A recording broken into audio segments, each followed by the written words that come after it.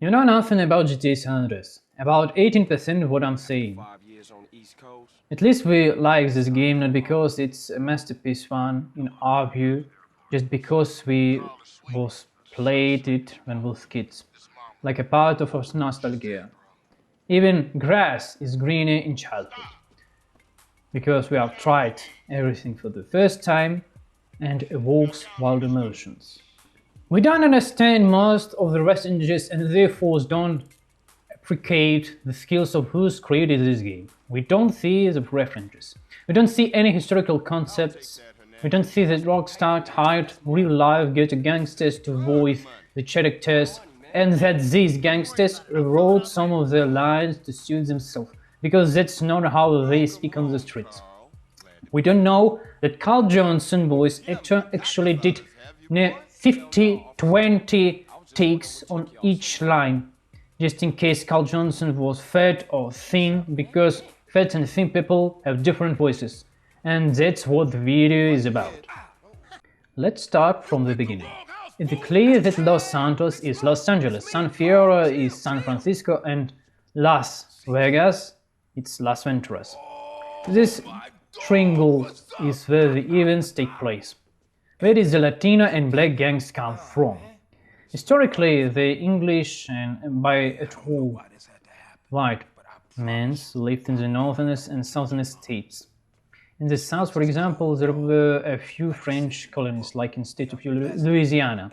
The word state itself means state where we, two legs Homo sapiens, live at God's rules, not rules some two leg made it for us so we would pay taxes, or some rules of two legs that say you can't beat your children at birth.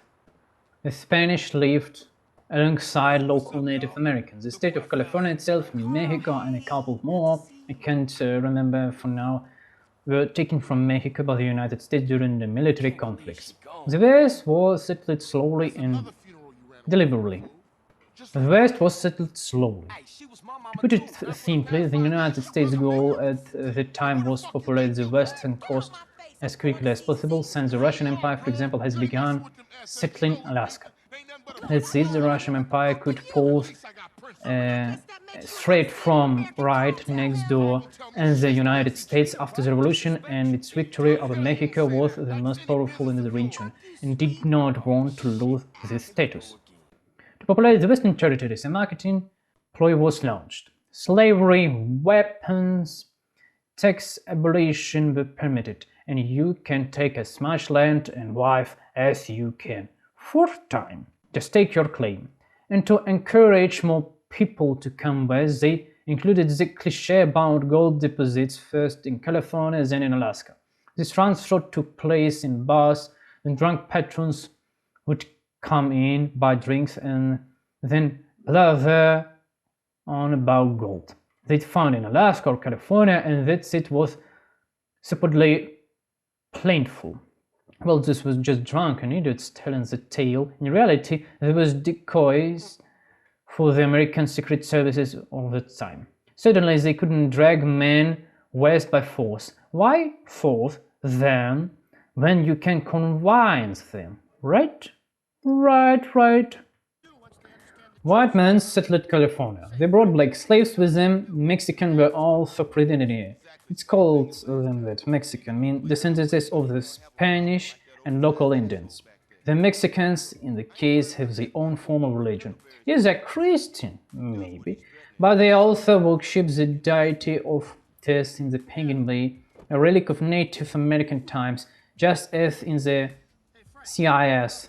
They celebrated Passover, and a Passover while fasting is required.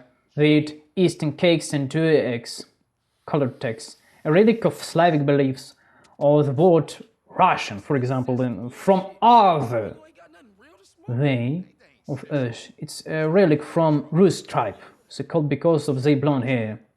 There were Varangians from the north who were invited, and maybe themselves most likely imposed upon themselves to sail and rule the Slavics. tribe and protect them from attacks from their neighborhoods. And ultimately, they become the local bosses. One of the famous rulers is Rurik of Friesland. The Rurik dynasty descended from him.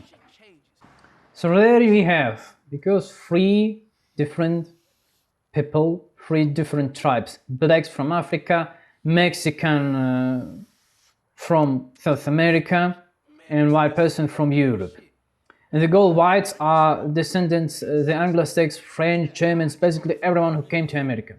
This is where three groups of gangs organized: white gangs, Latino gangs, black gangs. White gangs are known from Europe. In this story, for example, this could be Anglo-Saxon who became American and promote all sorts of white pride worldwide. The whites are super race or Latino Americans, because they are all supposedly from Europe. The Latino gangs were, well, it's all cream. They have their own beliefs and they are descendants of the Spanish and Native Americans and black people. They lived separately from each other, of course, because they were enslaved, and so-called anti-racism was delivered to America and Europe 2 decades ago. In the context of Los Santos, gangs exist to purpose of protecting their own interests from outsiders' gangs. For example, Latinos protect themselves and their peers from attacks by their neighbors, blacks and whites. Black gangs were formed for this purpose. They organized to protect their fellows, black persons, from attack by, say, whites or Latinos. These self-defense units later become criminalized and constantly replaced one another. For example, some black gangs become so well organized and advanced so far that they become wealthy burghers and moved out of the ghettos. They were replaced by new black gangs who also wanted the good life and began selling drugs. The conflict in Grove Street families is that Sweet and Carl Johnson, by the game, support the idea that gang of Grove Street families exist only for protect black people from other gangs, not to sell them drugs for money. The name itself, Grove Street Families, means a union of families for self-defense. Gangs were originally created for self-defense from others. In those days, it was easier to turn a fellow who one with your religion, who spoke your language, and ask him help, than other person from other religion, other people who speak another language. This is typically behavior among Homo sapiens. The most active economy became police officers, meaning gangsters, in this time. The police were criminalized those days. Even today, police officers sometimes plant drugs, even with body cameras, and even when someone camera him. What we can say about these days, where no one any camera and no one can double check you.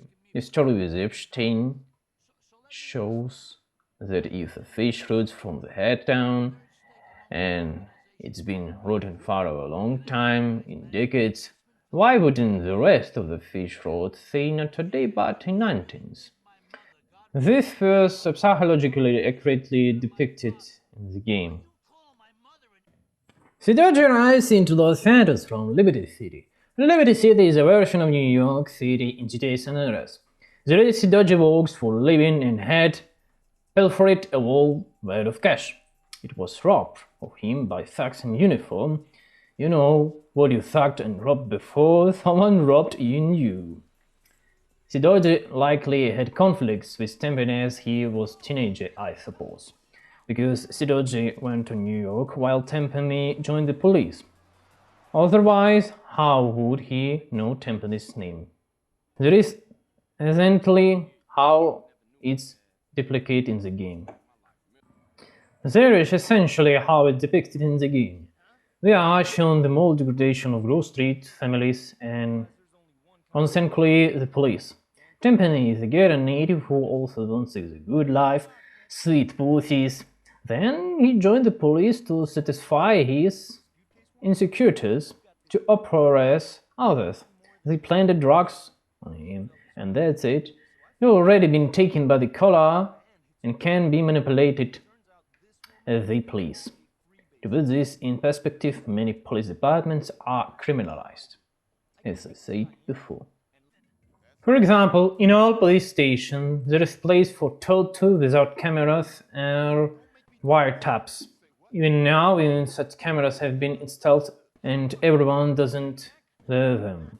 It's very common for cops to still somehow plant drugs in car. There are similar cases in US, Russia, Ukraine, and even in France and Germany, I suppose, even in Britain. But I don't saw widows in these countries because I have only 24 hours in a day. I've often interacted with Ukraine cops myself, for example, and from my experience, I can graduate that those who spend a long time there are all full of insecurities and continue to harbor them. Materialistic accumulation and insults are commonplace here. Some don't shy away from torture. It's the same as everyone else's police departments. So, at the first is the usual narrative of Carl Johnson's life. His mother dead because of drive-by ballot shootout. Tempany blackmails Carl and uses him for his own ends. He says, "You will play the role I tell you. Otherwise, we will pin the murder of our colleague in the dangerous business on you." As the story progresses, we are introduced to Ryder and Big Smoke. And of course, Carl's brother, a brother nicknamed Sweet. Ryder can be translated as a runner with a drug habit. Big Smoke has been translated as because of his smoking cigarettes much, since he smoked a lot of cigarettes. Sweet was most likely called that because of his dedication to sweets, I suppose. When he got fat, I think that's where his nickname came from. Because I don't think the gangster would call his colleagues in dangerous business as Sweetie, like a kind of gay nickname. I think it could be not real. Carl meets Ryder at his house, Bull Street, Family Street, but Ryder don't exactly happy about Carl's return. After a brief conversation, Ryder tells Carl that the owner of nearly pizzeria continues to paint over the Grove Street family's graffiti, and Ryder plans to teach him a lesson short robbery. Ryder isn't happy with Carl's return because of reason. The assassination attempt of Sweet failed, since Ryder and Big Smoke defected to the Dallas, Vegas and Tempany drug dealers, which we learned about it in the future. It's entirely possible that an assassination attempt was carried out of his mother's funeral. We don't know what was going on behind the scenes. Most likely, Big Smoke continued to pretend to be a good guy using Grove Street side, and Ryder, while not expressing his thoughts, snapped at CJ for interfering with their plan to make money. Sweet, Big Smoke and Ryder are discussing the drug trade in the area, Grove Street families. They need to clean the area. They're trying to get Big B, who's become a slave of his dealer, to no avail, so they clear the rear. Ryder is basically doing without much interest, just for show. After all, if he gets involved, will be in conflict, and it might come out of his defector. Sweet and Candle are arguing about Candle's relationship with so-called Cesare Valpando, a Mexican bandito gangsterito, leader of the various Los Aztecas gang. There is also arguing about Candle's dressing like a war. Well, there is other times today. Nowadays, the more slutty you look, the lower your birth rate. It's just a strange way of doing things, you know. Carl somehow strikes up a friendship with Cesare Valpando, the leader of various Los Aztecas. Judging by the names, they are called the Aztecs warriors. It's so special about international relationships, you ask me. What's so special about black guys fucking Latinos or Negros fucking whites or another way? Well, and I see you. How about you, Thee? Some your sister will date with some kind bandito gangsterito who's selling drugs, you know? And by the way, the attitude between blacks, Latino and white gangs are similar to ours towards the worst example of gypsies, for example, in Europe. Now imagine your sister talking I'm in love with some gypsy who's selling drugs. Make tattoo that he outlaw. Another. That's why Sweet asked Carl to investigate as a cold-headed person and find out if Kendall will be safe with his Cesare Panda or not. Carl discovers that Cesare treats his sister well and everything is fine. Salad even once asked Sidoji to race. Salad Cesare even invited Sidoji to race at once. Carl somehow strikes up a friendship with Cesare Panda, the leader of various of the Aztecas. Judging by the names they are called the Aztec warriors. It's so special about international relationships, you ask me. What's so special about black guys fucking Latinos or Negros fucking whites or another way? Well, and I see you. How about you, Thee? Some your sister will date with some kind bandito gangsterito who's selling drugs, you know? Then the gang goes to the Emmett's place on Civil Family Street and grabs some food and shoots some ballers who made a drive-by before. Next they rescue Sweet from the Thunderbolt family's gang. There is all the missions where Sweet is involved. Note that alongside Sweet Rider and Big Smoke are working together to clear the area of drug dealers. But lately, in the mission, they will use car for their own purpose, for their own dark deeds. What happened during the mission? Big Smoke and Ryder use Car to obtain weapons, but at the same time they are trying to prevent the Vegas from rearming. For example, Ryder's mission is to steal weapons from Vietnam military and any code into Ryder's instructions to weapons from Vegas on the train. Basically, the company prevents the Vegas from heavily arming themselves using the Grove Street. There is isn't surprising. From Timpani perspective, black gangsters, Latino gangsters don't matter at all. They're all outsiders from my Timpani view, and you can do business with them as long as the monkey keeps making money for you. But if anything goes wrong, they are gone. With your own hands or other someone's hands, no matter. No matter. No matter. That's how black Negros sees. Now that the rider cooks crack or whatever he's cooking and Doji doesn't seem to have any questions. We're fighting with drug dealers and you making drugs. What wrong with you? Come on. We are against drugs and you cooking it. But Tampani doesn't take Ryder by the ass because Ryder already deal. And no one tries to take Sidoji in deal because he is the brother of Sweet, a terribly principled black Negros man who fighting with drugs on his area. From Tampani's point of view, it would be easier to simply eliminate the Dodgers in due course or kill them, you know. Big Smoke tells Carl that his cousin has arrived to town from Mexico and he's going to pick her up. CJ and Smoke traveled to East Los Angeles where they encountered two members of Los Santos Vagos gang. After a verbal interaction, Smoke kills one of the gangs and Sidoji begins running for the thicket. Do you think this was coincidence? Of course not. Under the curse of the fighting drug gangs, Big Smoke is actually kill person who Tampani asked order to kill. This is to prevent the biggest gangs from growing too large. The principle is divide and conquer. Divide those gangs and dominate them, preventing one from becoming more powerful than the others. So you would be the most powerful strange in this region. Carl goes to see Big Smoke, and the Tampani pull out his balls. And he's looking so pleased. Carl's been obtuse as usual, and Smoke informs CJ that there would be deal between Los Santos Vegas and San Fierro gang.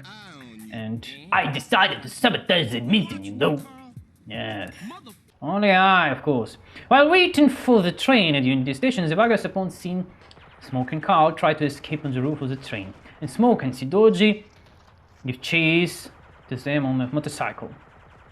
I think is obviously one of Tampani operation to prevent these gangs from gaining more weapons. Big Smoke has some business to attend to and he's going with CG to Atrium in commercial district. Once they're inside, Big Smoke engaged in a fight with Russian mafia and CJ need to help him, and he can't even flirt with Sweet Pussy. Considering this in the Los Santos territory and the shopping center near the ghetto was most likely also raided at Timpani's request. Timpani recruits members of the grocery gang and with them, either through to or by agreement, eliminates all gang members and pushes out rebels. Apparently, Timpani is in cahoots with Bellas. Apparently, Timpani in deal with the Bellas who are involved in drug trafficking. And obviously, the Vegas and Timpani begins gratefully trying to kill Sweet and Carl. OG Luke, now released from jail. Negros acting like cool gangster while fulfilling his request to kill so-called Freddy or Jeffrey. I don't even think it matters what his name, Freddy or Jeffrey. We learned that his Vegas guy has been fucked old G-Luke ass, and now G-Luke tries to use CJ as help to make revenge. Successfully, of course, because CJ main character. There is really no hidden agenda with this character, other than the fact that CJ is playing dumb and making what he is asking without asking questions. For example, why I should help Ojilok in his selfish needs. I can understand helping Big Smoking Rider, like it's all for the gang, but here for what? First, Carl helps Ojilok steal equipment for rap. Then he steals relics from Mad Dog Mansion, and then he kills Mad Dog producer to ruin Mad Dog business. For what? Why agree to this? Why he agreed to this? Did Mad Dog do anything to you so you ruin his business? And by the way, when Carl was stealing equipment, he should first fuck women and then steal apartments and then steal equipment. Not another way he did. It's wrong. Ojilok quits his job as a janitor and decides to return to prison. Well, because if he would not work somewhere, will come officers of police and say, "Why are you not in work? Get back to prison, you fool!" But first, he wants to throw a party. Carl attends the party but soon receives a warning about a ballistic attack on the Grove Street. By the way, police making this think that some kind of Ojilok should have a job, janitor, whatever else, because he would not have time for making gangster style shit. You know, that's the reason why Negroes comes to school. So they would have not much time for making criminalized things. Don't learn something interested in school, just wasting time. That's because. By the way, CJ and Sweet and group of Wall Street Family's gangsters engage in a shootout with the rival gang Ballas. It's worth noting that Ojilok was reading his own shitty text, which is why everyone went outside. So, if it's none of your business and doesn't invoke terms or objectively criticism rather than humiliation, then don't do it. Otherwise, you will end up like Ojilok and would be laughing stock. Carl reluctantly meets with crash officers at a donut shop. Timpani informs CG about a member of the Shadow Vegas gang who's trying to write an article about them along the way. So Timpani suggests Carl to kill them. This is the mission where Carl requests Denise Black Boy, among other things, and then they can meet up and have sex. Carl is lucky to find dumb sluts and wolves, of course, especially crazy ones like Catalina. But let's talk about this in future. So that's why police officers like donuts place with it, because in this time, like 90s past age, black populace they're often to rob magazines, when I'm saying magazines, restaurants and shops. So, protect themselves, donuts restaurants will say that in nighttime they would give free donuts for police officers so they can protect donut restaurants from Robin. Robin, Batman, Black Man. CJ was informed by Timpani about deal between the Ballas and members of the Russian mafia at warehouse and ocean docks, and suggests Carl disrupt the development by killing the weapons dealer. Maybe the Ballas are supposed to arrest Timpani, you may ask, right? No! Why they should? Divide and conquer, I repeat. We can give the gangs a break and arm them. We can't give the gangs a break of killing each other for nothing, and we can give them arm, get more weapon. The next mission is conquering a gay park. After a phone call from Sweet Johnson, Karl Ivanov comes to Munition to buy a farm to kill the Grove Street family's traitor who has defected to the Ballas and joined them. I don't know how much firearms were actually used back then. As far as I know, Los Angeles is not Texas, and buying and selling guns is not easy there. Most of all, illegal. So you better tell me, because I'm not living in US. Next, the Ballas hold a funeral for Little Ferret, one of the fallen members. Sweet and CJ decided to disrupt the funeral in order to kill the leader from the Art Ballas. By order, or maybe better to say, by push of Timpani, because he saw and he stole this information to Grove Street. It's worth noting that the feud between Grove Street and the Ballas is an allusion to war with creeps and bloods. It's two gangs in real life. There is real life gangs that spread across cities and country in all the United States. They basically operate as a full-fledged organization, similar to the Jewish. That when you move to another city, you go to your local bloods or creeps bosses, and then they can help you assimilate in this country or city, find place to make money for bread and butter, and help you in other things in your life. As I understand, Rockstar Games firstly wanted to make colors much like blue and red, like those gangs Bloods and Creeps Hoth, but they decided to change it to the green and purple for security reasons, I suppose. So we decided to reunite all the Grove Street family sets.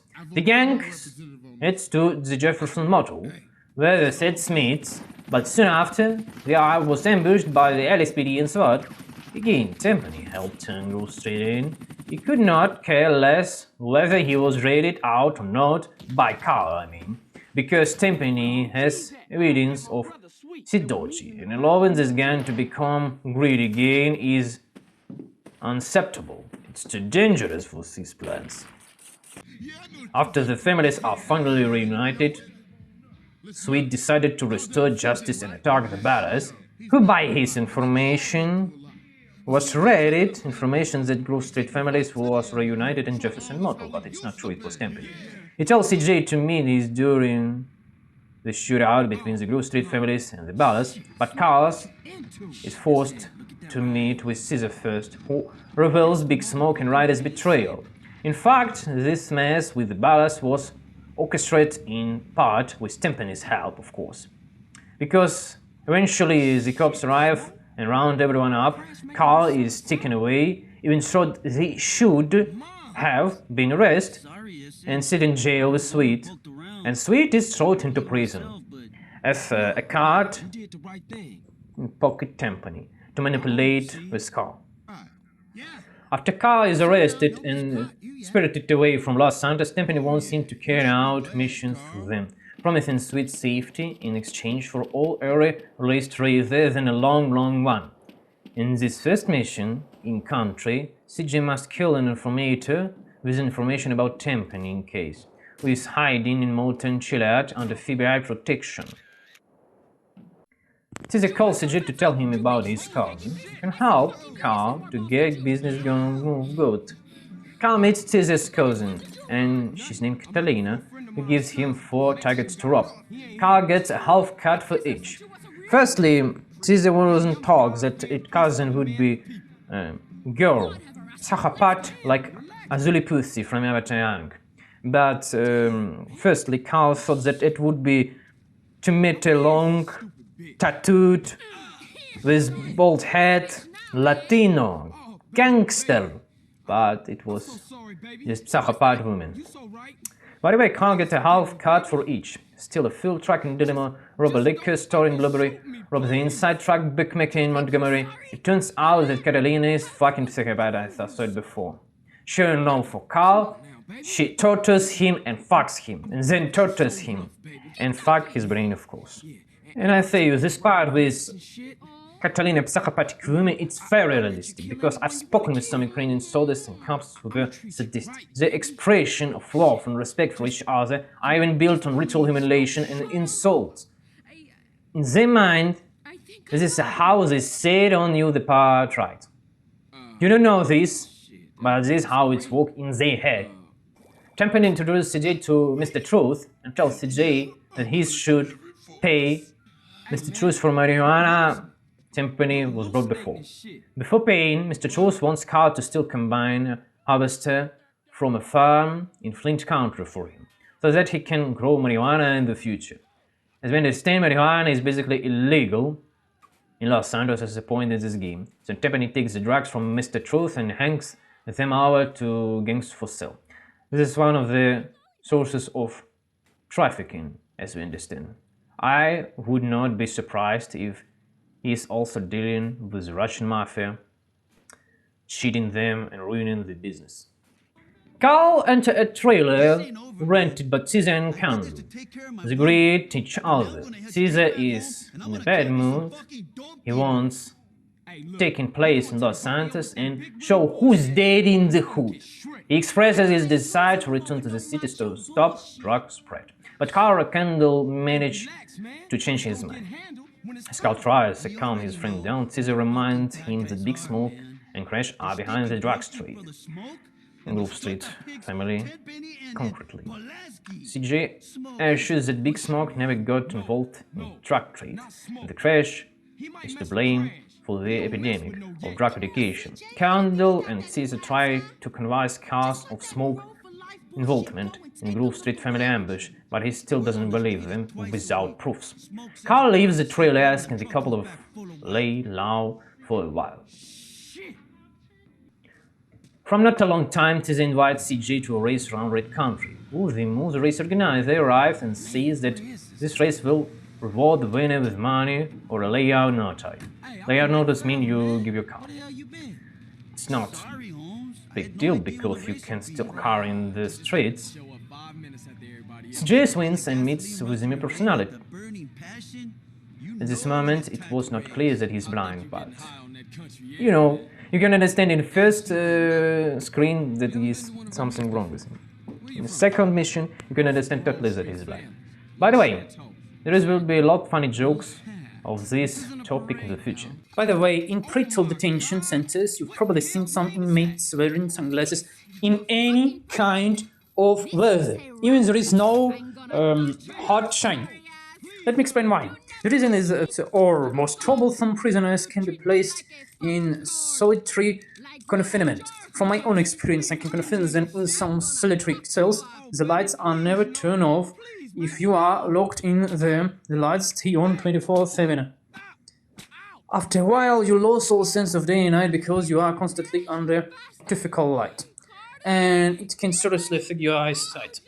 There is another possibility too. Sometimes prisoners are hardly ever allowed outside for exercise or daylight, especially if they are considered politically dangerous or difficult to manage. In this case, your eyes adapt to living almost like mole underground. Natural sunlight become painful or overwhelming. That's why some former inmates wear sunglasses in all kind of weather, even when there are barely any sun. It's simply because their eyes have become extremely sensitive to light because of, you know, you would be in America or somewhere in Europe. You can better know than me how your government looking, moving like and who is guilty, who is not. I'm not trying to judge persons who live in life like this. Next comes a race against the new simp! Catalina, his new simp, and with Carl. And Carl receives a fucking garage in San Furious revolt. As his Carl says. It's nonsense, unprofitable garage. By the way, it's not a bad place because it's beside the train station. It's a good place for traffic. Having received the garage in St. Furious reward for the race, Carl Johnson meets Mr. Truth at his farm and pays him for the marijuana. Most of all cash he got from robbing with Catalina Bank, stealing truck and other, because you know, truck costs like a house in the United States. Of course, if you would sell it illegally, you would take more or less profit, but by the way, it's a good rate of profit. Later, both of them were ambushed by the police. Trust tells Carl that they must burn down the marijuana plantation and leave the area. Most likely, Timpani didn't raid out, but rather his colleagues in the dangerous business, especially one of the traders in his company. Otherwise, what would be the point of setting up this plantation in the middle of nowhere, where only Timpani has information? This is a great hint that things are going not well for Timpani, because someone is definitely keeping tabs on things. Or perhaps there was a mole of the team from the very beginning. Who knows? Mule in this situation means person who was implemented in your organization to take information, and he's outside of you. Mr. Truth asked Carl to stop at several locations around the city to track mysterious fans. Near the hospital, Carl asked Truth if he is sick, to which Truth replied that the US government is sick and tells him to think about the yellow rubber duck. Without further explanation, Mr. Truth gives Carl a new bigger point. There we will meet Dwayne, who says on the deal and will be in our garage himself later. Then Truth gives Carl another big out in a police station, the final big out, zero stop. We pick him up and head to the garage, after which CJ instructs everyone in all these plans to turn the place into a garage. We are deliberately shows here to be a bit of jerk, and this is intonation, not incident, but more on the latter. Why Rockstar Games making Mr. Truth like idiot? If you use San Francisco City in San Francisco, San Francisco made in USA. San Francisco is known for its organized crime. All the famous charts are from there. In particular, in fact, little is known about organized crime, and what's known is often myths or omissions from former participants. That's what organized crime is. They keep their mouths shut and don't say what they should not say, of course. The most famous are the tongues. The tongue is perfectly legal organizations that help refugees with work, housing and other social issues. Tongues are actually calls of the organization within the United States. They are not always part of the trials. Perhaps only a few high-ranking members of the organization may be threats, but not always. In San Francisco itself, the disco-style city follows zero mission.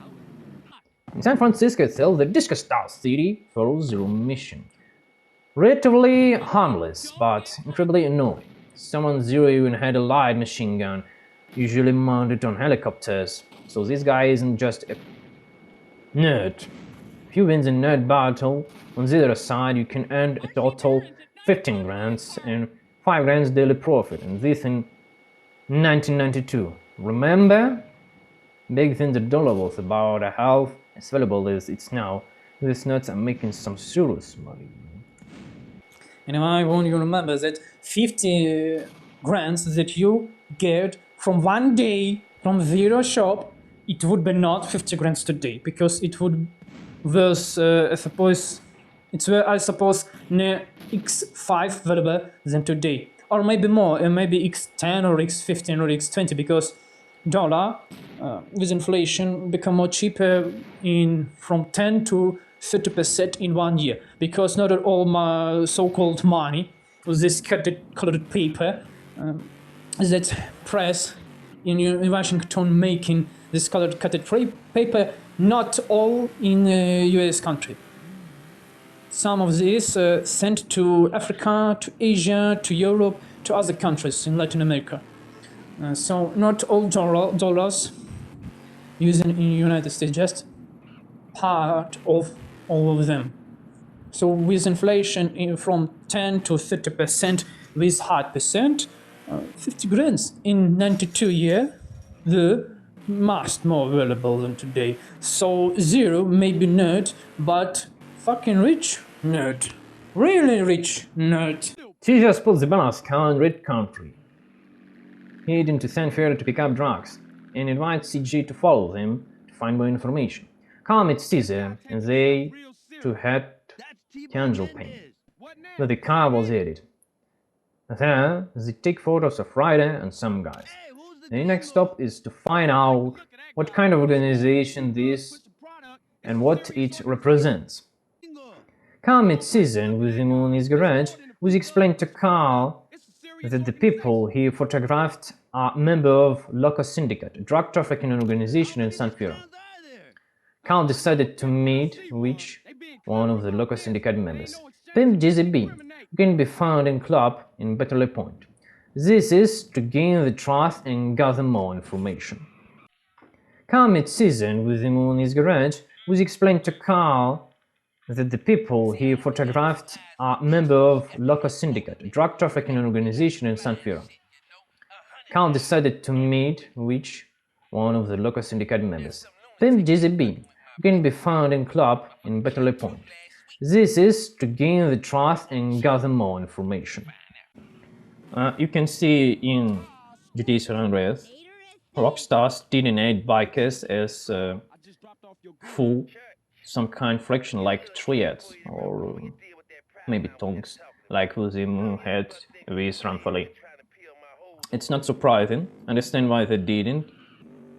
When I'm creating content, just so you understand, I usually have 2 or 3 videos sitting in a half-finished state. They are not fully edited yet. I also have 1 series with the entire script already written, plus concept for 2 more series. Serials. I just haven't had the chance to make them yet, even though you're perfectly doable because the scripts are already there.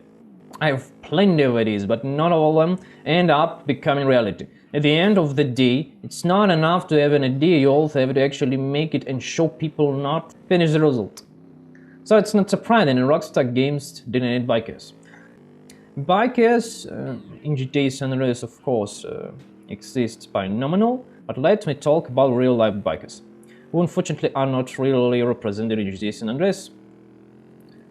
Difficult to describe in simple terms. One of the main things you can notice is that they are often organized along racial lines. There are black clubs, Latino clubs, only white clubs. It's rare to see a truly international group. In that sense, they don't really align with any kind of communist or fully integrated structure. To get into those bikers groups, you usually have to go through a long prospecting period, often 5 years or more. During that time, you are expected to prove yourself, and that often involved being involved into criminal, of course, activity for some fun. This is particularly true for so-called 1% bikers. There are many different labels of bikers not represented on GTA San Andreas, unfortunately.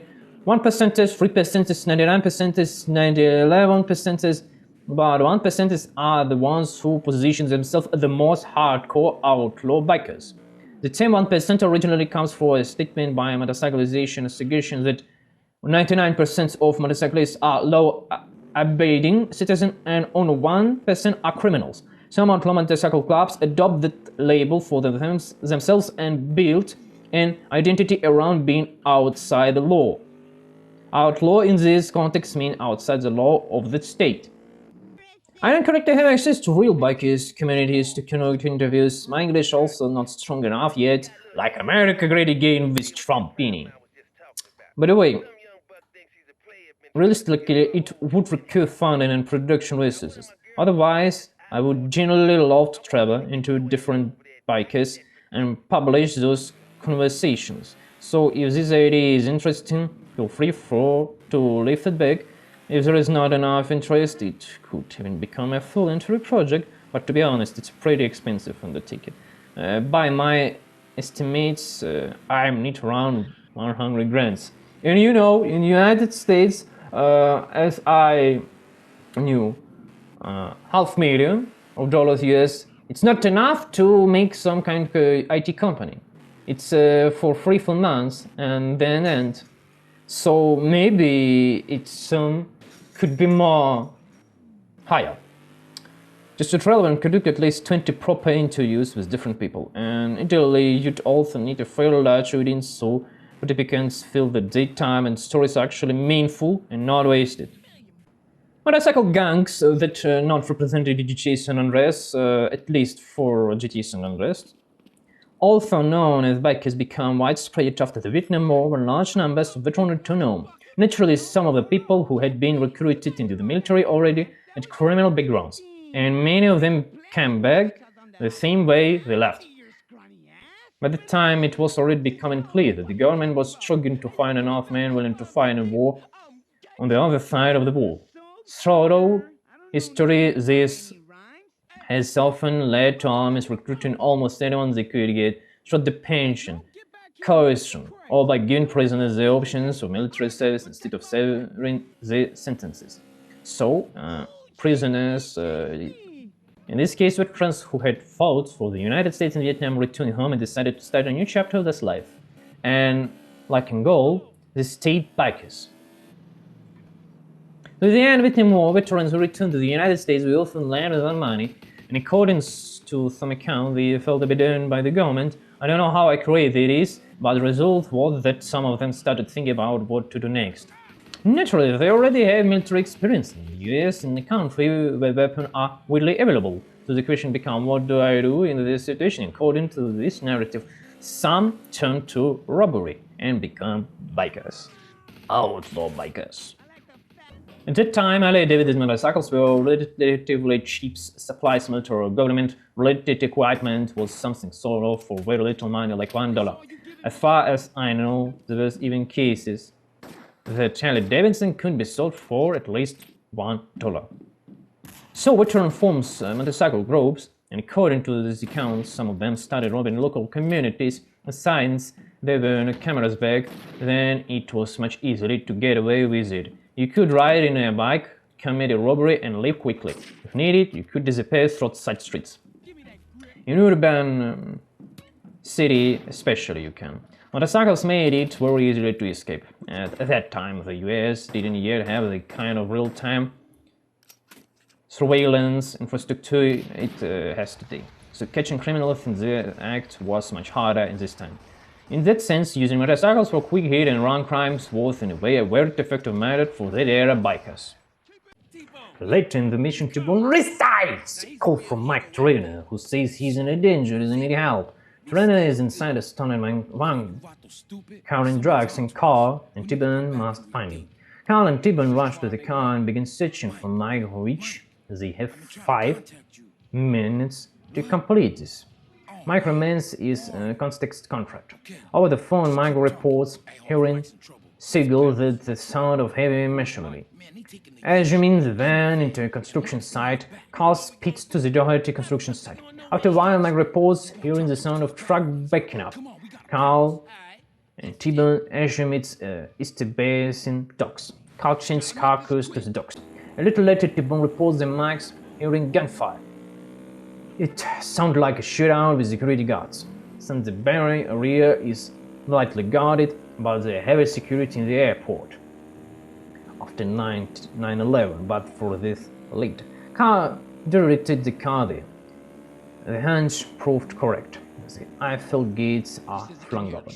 The guards are dead. From this point on, this indication to the time a signal strange meta appears on the screen. which Carl uses to locate the van within the airport. The van once found is escorted through the airport by two bikers onto freeway. After the bikers and found gun and boys are eliminated, the T-bone flees terrain. Mike convinces once the van is blown up, the trio must escape the airport. It's actually a shitty mission. It's unclear why they're taking the kidnapped Mike to the airport. Incidentally, perhaps the idea was to ostensibly kidnap Mike, just disappears from G's organization radar and allowing him move on the next stage of his profession. So kidnapping that fakes one. Mike's real profession, well, for this in the future. Next mission. Jizzy calls Sky and tells him in suspiciously friendly tone to go to the car at the humid gas station in East Basin. He also says that T-Bone Mendes is waiting for him there. Can arrive at the car and find it's empty. As he gets in, T-Bone appears in the back seats, threatening to kill Carl, as he suspects him to work in somewhere else. Carl says he only worked for money and offered to take the gun away from my head. Mike Torrens suddenly prays and asks if they done, they head in to pick up a van containing to a shipment of drug located in LA. Well, I have only one question. Why you choose place for potential assassination, your illegal and dangerous business, near army base? There is from one across road, fighter planes, and almost an aircraft carrier. I don't know, am I right? Translated it. Because in my language I know how to say this word. It's shipped with 24 fighter planes. Maybe I know it's in my language. Didn't know how it is. Can't take the sniper rifle and flake guns and mount the cinches. He even destroys the Greenwood roadblocks set up by the dynamic bullets. After all four obstacles are destroyed, he enters the van safe possible back to the Doherty plant. Once there, Carl talks to his Sunfire Reefer gang member about getting the van out of sight, and as the police will arrive soon. I'm pleased that you're thinking about police and using rockets in the streets of San Francisco. I'm very pleased that you're thinking about your future life. Okay, making fights with automatic rifles, bombs, Molotov cocktails in the cities. It's great that you're thinking about police will arrive soon. Great. I'm pleased that the tension is truly shown. Former gang members, mafioso, criminals, and cops actually see that when it comes to illegal immigrants. Illegal immigrants? What are you talking about? Google Translate. It's not immigrants. Illegal worker, maybe. Future prisoner, maybe, but not illegal immigrants. Level of extreme resentment rises sharply. I explain this by saying that if you have a sufficient level of organized and intelligence, you can create a tribe like the Jews, for example. Wherever you go to the synagogue, and then they welcome you and help you in every way. And then you don't need to engage in illegal activity at all, since you have plenty of other tools to realize your potential. People turn to crime because of poverty, stupidity, child trauma, and limited thinking. Maybe 1% crimes have sense, but I'm not sure.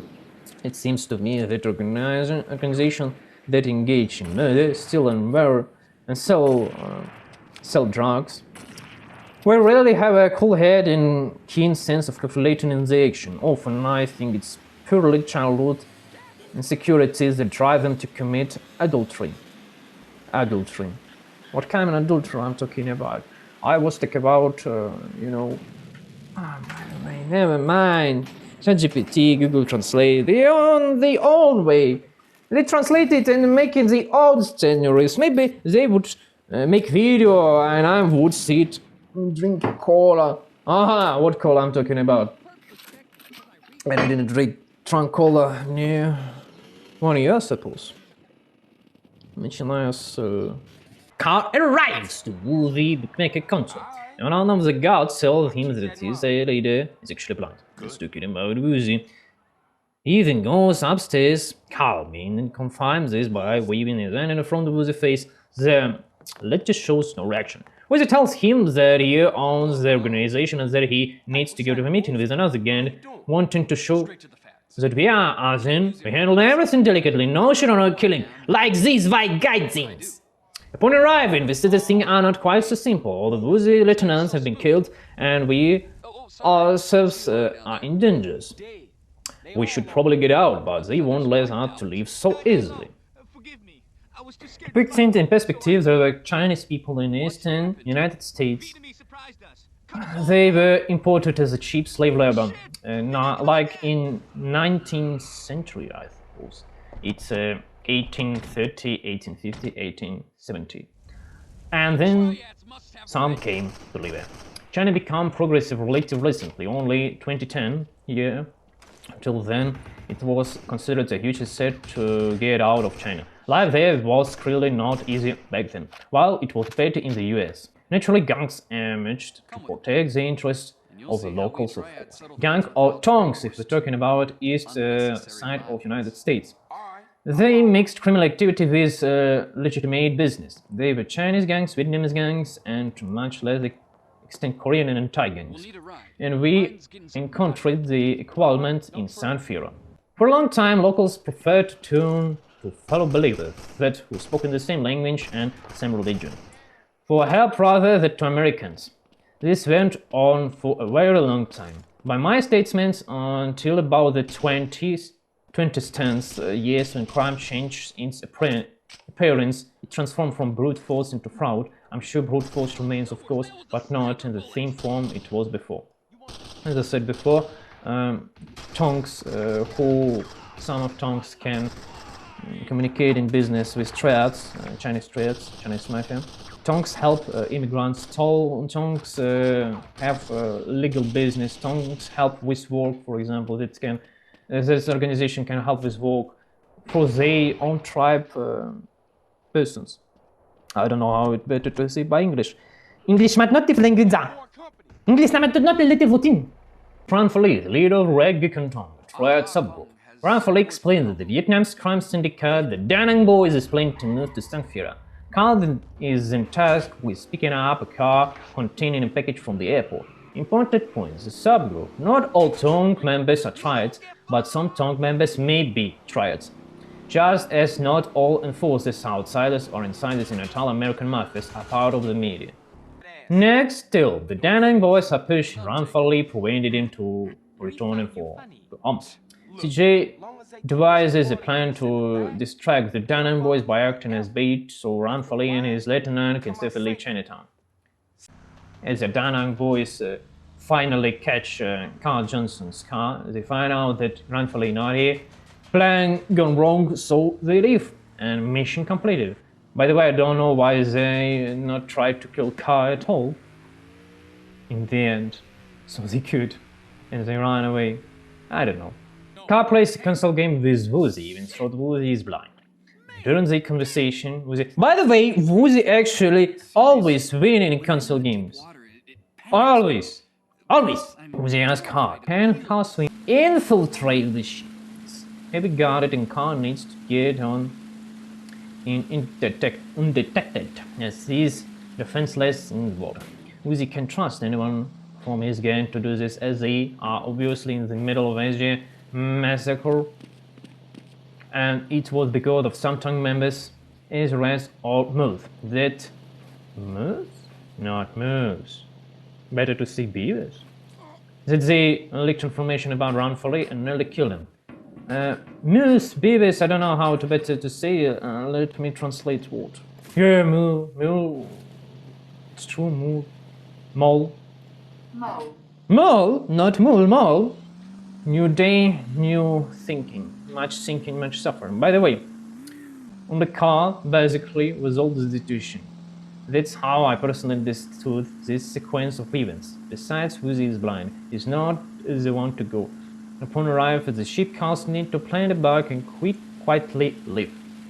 When Carl visits Woozy again, he is rushing to a meeting. During the conversation, Woozy gets a call from a little lion. The guys from Da Nang have taken action. They is gathered on the ship. They need to fly a helicopter overhead and scout out the situation. Carl says he will handle the problem. During the helicopter fight, a malfunction occurs, is hit by a missile. The helicopter crashes. Missile. Missile? What do you mean missile? That was rocket hit. Flare gun? I don't know. Rocket launcher! Was hit by rocket launcher. The helicopter crashes into the void and you will need board a ship and kill all the Vietnamese. Arrive, it turns out there are big wig named Snakehead on board. All the slaves in the container. You need to free the slaves from Snakehead and kill him. Here you can choose to fight with Vietnamese bigwig, with katanas, or pull out pistols and shoot him like in Indiana Jones movie. It makes no difference. Tempanin Pulatkin in Wisconsin, giving the test to eliminate a journalist, was digging into Tempanin this time. And a colleague of the journalist in business winter. It's transit card and shoot Tempanin Pulatkin right there in the garage and dump the bodies into the river or somehow dispose of them. How Tempanin could influence Sweet's fate is unclear, and Carl wasn't even interested. Maybe Woozy could have helped, just like Carl helped him. He could have helped. By the way, I think the nuance is very well portrayed. As long as you don't screw up, do your job, and don't disappear, you're only friends.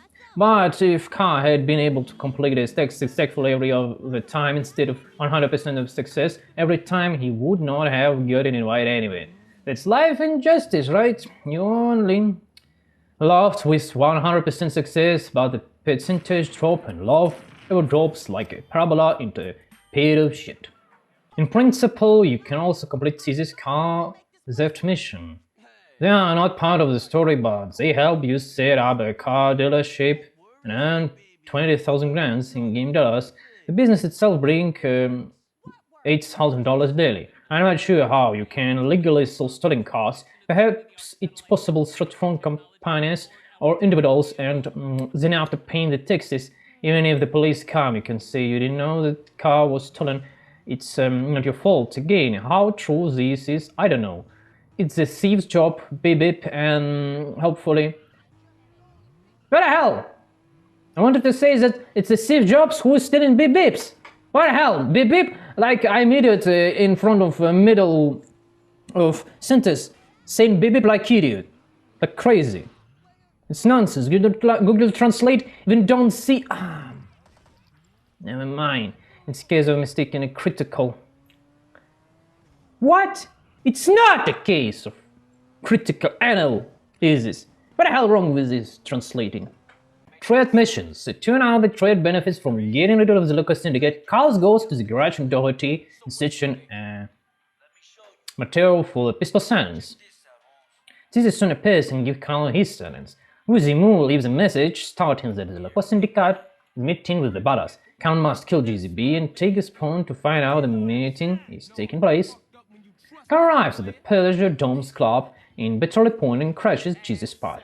After some argument, Jesse attempts to escape with the bodyguard, hitting the other guard on a car. Carl kills them all and leaves the club. Jesse tries to escape and chase and shoots, during which Carl kills and takes his phone. C-Doji calls Caesar silent and tells him to head to Piece 69. And the meeting place for the local syndicate and the badass. Carl and Caesar meet on the building opposite Piece 69. Caesar gives Carl a sniper rifle and the need to eliminate the San Fierro Rifa gang members to prevent them from killing all triads. Then T-Bone Mendes arrives with San Fierro Rifa, followed immediately by Ryder with badass, and Torreno arrives in the helicopter, but Torreno spots the cops on the roof and flies away. Badass and Ryder drop smoke grenades. We need to get a T-Bone and kill him. After this, a cutscene plays showing Carl and Caesar shooting and half-dead T-Bone, after which he falls into the water. Then we see Ryder's flee. Carl must swim after Ryder, then get into the second boat, catch up with him and shoot up this boat. Restore Ryder's explosives, Stella Caesar calls us and releases the dialogue. Only Mike Torino remains to be eliminated following a call from Woozy. Carl arrives to the helicopter takeoff site, kill the guards, shoot down the helicopter, finita commedia. Now it's up the little guy. Clean up the mess. Now Johnson regrets killing Lance Wilson, a Ryder, but Caesar El Panda consoles him, explaining that Ryder sexually assaulted his sister Kendall. as if Caesar Lombardo didn't sexually assault Carl's sister. What? Sexual assault? Assault, it's like killing someone. What the hell wrong with this Google Translate? Harassment, assault. If man doing something with woman is only assault. Yeah, considering the way Carl's sister dresses like war, so everyone would flirt with her. William arrives and reported drug factory owned by the local syndicate still works. If Carl Johnson destroyed, the local syndicate business will collapse and effectively cease to exist. Using assisting contact with Carl, who informed him that the car with explosives is ready, and heads to the center and reaches the garage with the car. With his assistant warns him the car has a time allowing car to get the required distance. Upon arriving at the drug factory, two local syndicate thugs will be at the main gate. They must be eliminated. Carl then enters through the main gate, killing the thugs who try to stop him. The other worker inside the building will not harm CJ, except for one arm with a weapon. By the way, I did not understand how much explosion you need, how much dynamite or C4 you need to blow up build it like this. I think it would be more logical if you would bring explosive plus some kind of oil. Carl Johnson must drive the car into the building itself using a ramp located to the left of the main entrance. Then he must drive into the main park the car, and detonate the bomb planted in the car. He has 45 seconds to exit the building. Carl also confronts the thugs who have just arrived. Once outside, Carl will need to escape the drug factory while eliminating other gangsters. As Carl approaches the main gate, two more gangsterito arrive in the car and the gate closes. This gangsterito must be eliminated again, and then he can get into the car and leave the drug factory. Again, Carl using the ramp in the building to the left of the containers by the main gate. 5 more gangsters will arrive, killing them is optional. To complete the job, the mission is complete. He will receive 25 grants from Woozy. Not much actually, for this sort kind of risk. There was even a mission with Carl Johnson killed workers for no apparent reason, or at least maimed them because her sister was called a war by them. But it's true, she dresses like a war. Instead of addressing the root cause, he ran off like sheep to do what was forced upon him and what didn't benefit him. And by the way, Kendall acting like a war because he's trying to eliminate 10 men. Only boss does this. It's loud in the middle of the night and no voice seats know about Carl Johnson family, especially sweet in prison, and can help him get out early or more accurately. And get his sentence expunged altogether, but to do that he needs to complete a couple of missions. Carl first needs to get a location. Upon arrival, someone tells Carl Johnson they want to know what is made of, in the sense, Carl to participate in monster truck race. Carl speaks with the mechanic, who explains that he needs to do and operate the monster truck. After a short conversation, Carl crosses to Roberta in a truck, passing 35 mechas and returns to the ranch in less than 6.5 minutes. Carl Johnson receives a cash prize based on this time. The stranger urging Carl goes to the ranch where he meets Mike Torrena, who it turned out wasn't on board a helicopter Carl shoot down, of course. Carl Johnson tries to apologize to Torrena, but Torrena asks him to calm down and listen. Torrena explains who he is and why he invited Carl to meet. He's an FBI agent or something like this. Mike needs someone to do a job on him, but Mike absolutely must not be encouraged doing it. The first task is a steel tractor trailer. Tractor trailer? Tractor trailer? What the hell wrong with this Google Translate? Torrena says it's a two-man job and seeks this car to invite Cesare Verpanda, his partner. Soon Cesare Salat receives a call from Torino man, so he thought it was a car calling, and arrives in the ranch. He and Carl mount a motorcycle and they ride toward the bridge where the truck is traveling. Carl explained the mission to Cesare. Cesare is clearly nervous and he don't, as he had not been warned over the phone that they were going to hijack the truck. Truck, not tractor trailer! What the hell wrong with this? While it was moving. Torrena claims he needs help, but Carl asks about his brother. Torrena replies that Sweet is in state prison and he is fine. No one shoot him, and he's not a driver there, so everything fine. And no one even tries to fuck Sweet's ass, and it's really rare in prison. He then explained that Timpani Pulaski killed Ralph Pendlebury because he threatened to frame them for corruption. He then explains Sky mission to retrieve very valuable cargo and the pin Ralph's murder and car. And they say he will be the one to blame for everything if anything happens. Carl heads to Las Brujas, near el Castillo de Diablo, the Devil's Castle, if about English. One day, Turin contacts him via Interacton and explain what to do. Carl takes a flare gun and chooses a bicycle, Bandito Cuatro Sanches, which he uses to climb up to the top of Arco del Oeste. Having reached the top of Arco del Oeste, or Western Arc, Carl lights a flare for a helicopter carrying contraband. The helicopter head toward Arco del Oeste, but is ambushed by enemy helicopters.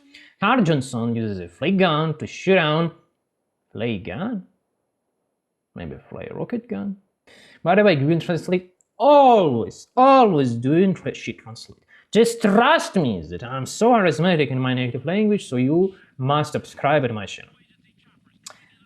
Afterward, Cajun Son shoot down enemy helicopter, protecting the helicopter carrying the contraband. Afterward, the helicopter dropped the package containing the contraband north of Burnt Meadows. Can't contact Torino, who asked him to deliver the package to Las Brujas. The mission is somewhat murky, as some helicopters are flying in and they need to be shut down with a flare rocket gun.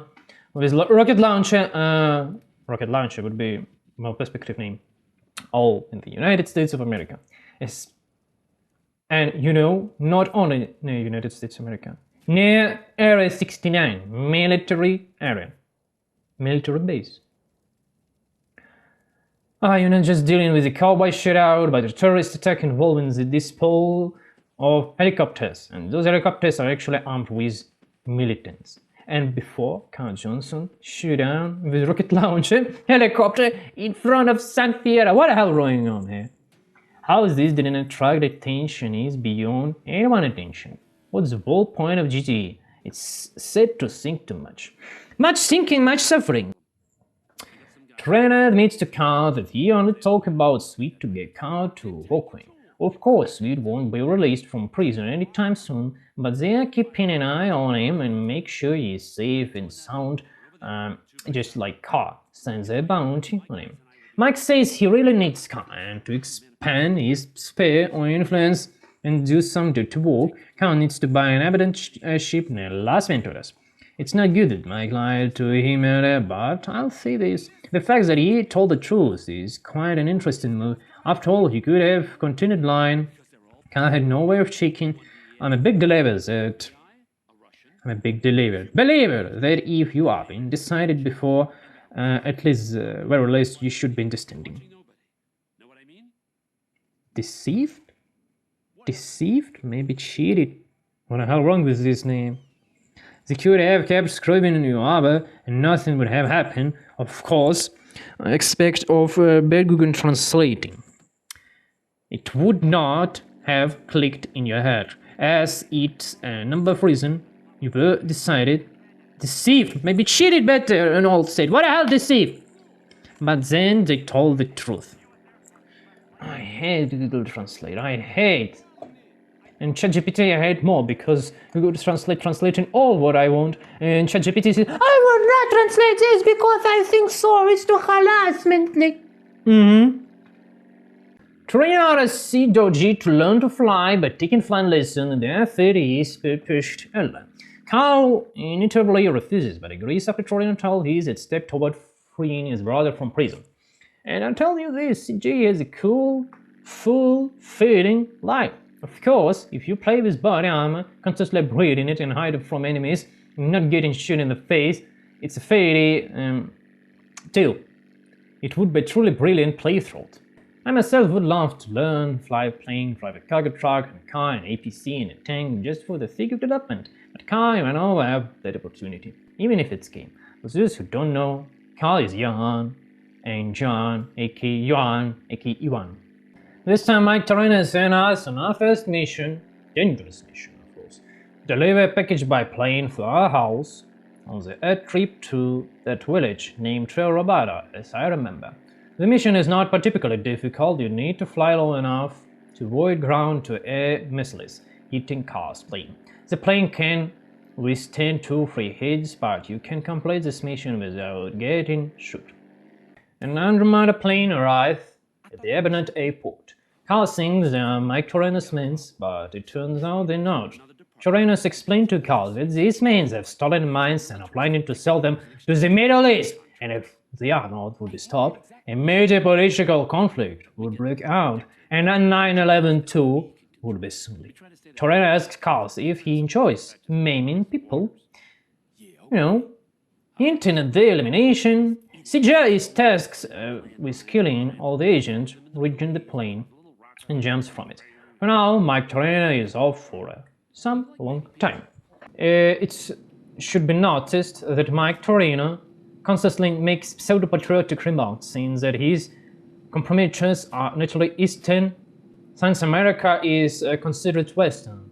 They want to sell mines to Far East, specifically, of course, to terrorists, so they can exploding chests with children. In principle, such gamma sapiens really could exist. I've spoken with specific so-called Vatniks from Ukraine and Russia. It's sick with patriotic gamma sapiens. So why should they be such another king as shy? Of course, should be. Mr. Truth, uffologist, arrives and asks Khan for help. He's supposed to infiltrate the highly guarded Area 51, originally Area 69. They renamed it at the military request. Rumors has in there they are allies and some kind of black project there. That's what need to be kidnapped. Apparently, Truth thought it was not be Jackpack but Alice. Regarding uffologist, for example, Mr. Truth believes in UFOs that aliens exist. The thing is, it's a movement specially created by the US intelligence services. It's designed to keep so-called US citizens from attention to some truly serious matter things. For example, the fact that CR tortured prisoners and tested drugs on them. Or that the Americans had and most likely still have camps where they experiment on Gamma sapiens, just like they had in Japan, just like they had in Germany, I mean Nazi Germany, and Imperial Japan, World War II time. Or that someone carried out a nuclear demolition of a World Trade Center and then used it as argument to enslave the United States and make a situation like so-called US citizen can't live so free as they were earning. Or that someone kicked Saddam Hussein and took Iraq oil, or that someone created a fashionable desire and trained the population, forcing them to wear masks that do nothing to protect against diseases, forcing them to give anal swabs for COVID when it makes no sense, and of course making a buck of it too. Or that someone bought a bunch of oil at low prices in advance, crossed the Strait of Hormuz, and selling it for high prices, making a big profit. Or that Jeffrey Epstein didn't die but was alive and is now retried in Israel or somewhere else. Or that before Trump announced serious tariffs against China, his son first sold all the shares, and then after the announcement, when the market fell, he bought it at low prices, which eventually turned a profit in future. If citizens of so-called United States start talking about this, it would be bad. Therefore, it's usually to focus on UFOs and call them freaks and throw in all sorts of jokes, like Obama's claim that aliens exist and Trump's claims that Obama's thoughts were initially that he said something he shouldn't have. It's government secrets. Then interest and attention will be directed in the right direction for these persons. Meanwhile, if Khan successfully complete the mission to infiltrate Area 51, a fucking military base guarded by fucking... After all, Mr. Truth arrived to Carl in a jetpack. Truth tells him he needs to steal something valuable from a train. Carl still doesn't understand what exactly he needs to steal during the mission. Stuck in the jetpack, he flies over the last tourist, and near Yellow Battle Station, he spots every guarded train, he kills all the guards and smashes the crates. Finding a very strange substance in one of them, he takes it to the Truth. Carl visits Susie, who explains that his business is in trouble. Apparently, Woozy is concerned about one of the city's mafia family, the Leone mafia family or Forelli or Sindaco. Someone of them making shit to Woozy business. He intends to do everything he can to keep the families away from casino. Woozy offers Khan a deal, help the casino in exchange for a share of the business. Khan happily agrees. Later, Woozy subordinate arrives and sees that several mobsters were roaming through the property, and one of them was cut. It turned out to be Johnny Sindaka. Woozy orders to kill him, but CJ had a better idea: torture him. He wants to tie Johnny to the hood of the fetcher and intimidate him. Soon Carl heads to the garage, where he finds Johnny tied to the hood. Carl leaves the garage and drives through the city at high speed to find out which family he belongs to. Exactly, Carl learns he is a member of Sindaka family and returns to the casino. Well, it's something a rash decision because they will seek revenge, and it's unclear who exactly. Now it's clear that Carl, a black man, stands out among the Asians if you had not noticed. It's also odd that he's supposed to be driving on busy roads, not deserted ones, and no one called the police, so what's going on here? Anyway, little about Las Venturas, aka Las Vegas. It's obviously allusion to Las Vegas, of course. It's really interesting place. According to information I've gathered online, various international mafias actually operate here and have casinos business. Business! These casinos are so intoxicated with debauchery that anyone and everyone steals there. The dealers steal when they take bets, the cashiers steal when they exchange money, the security guards steal when carrying bags of cash to the sorting room, those counting the money stolen they steal at every turn, plus there are definitely local cheaters hanging out there. What's surprising is that according to information I've gathered, the manager isn't even allowed into the sorting room in casino, so they can steal easily. Workers. In any case, despite the stealing at every turn, the casino still carries an incredible amount of cash for mafia. Well, Carl just canned Johnny Sindaka under to death, revealing that Sindaka's family is responsible to problems caused by Woozy New Casino. Carl believes the mafia families are working together and decides to weaken the influence in town by robbing the casino. Woozy suggests stealing dynamite from an open pit mine, believing the explosives would be useful in the robbery in future. And it's right. Carl goes to the mine where he retrieves the dynamite, which is about to be detonated, and escape the mine, evading security. Carl then delivers the explosion to his assistant, Guppy, named Guppy, who is waiting for CJ near the mine. Obviously, this scene is far from realistic, of course. It would have been more realistic to buy the dynamite from the management company through connections. Of course, corruption connections. Because the Wild West, where there are a ton of fake mining companies which were nothing more than miners in name, they exist only to get permission to buy dynamite. After all, dynamite was an industrial tool and explosive for the army and not for the sale to everyone. Carl and Woozy are playing cards in Woozy's office. Woozy loses and complains to Carl that he brings Woozy bad luck. Yeah, I've been blind to play cards, great idea. Afterwards, Guppy, assistant of Woozy, arrives and shows Woozy more two chips. He assumes one of them chips is counterfeit. Carl examines the chips, and one of them is indeed fake. It's applied noted during the scene that Woozy is blind and doesn't understand what's going on, and then how does he understand? Woozy accuses the Sindaka family of manufacturing containers at the family-owned factory. Enraged, he decides to destroy the plastic factory where the containers were being made. Carl asks Woozy to come down and say, I would do this business myself. Carl heads to the White State factory. Once the car realizes the main entrance is guarded and heads to the other stage. Once inside, Carl is immediately spotted by two people, and everyone in the factory immediately become aware of it.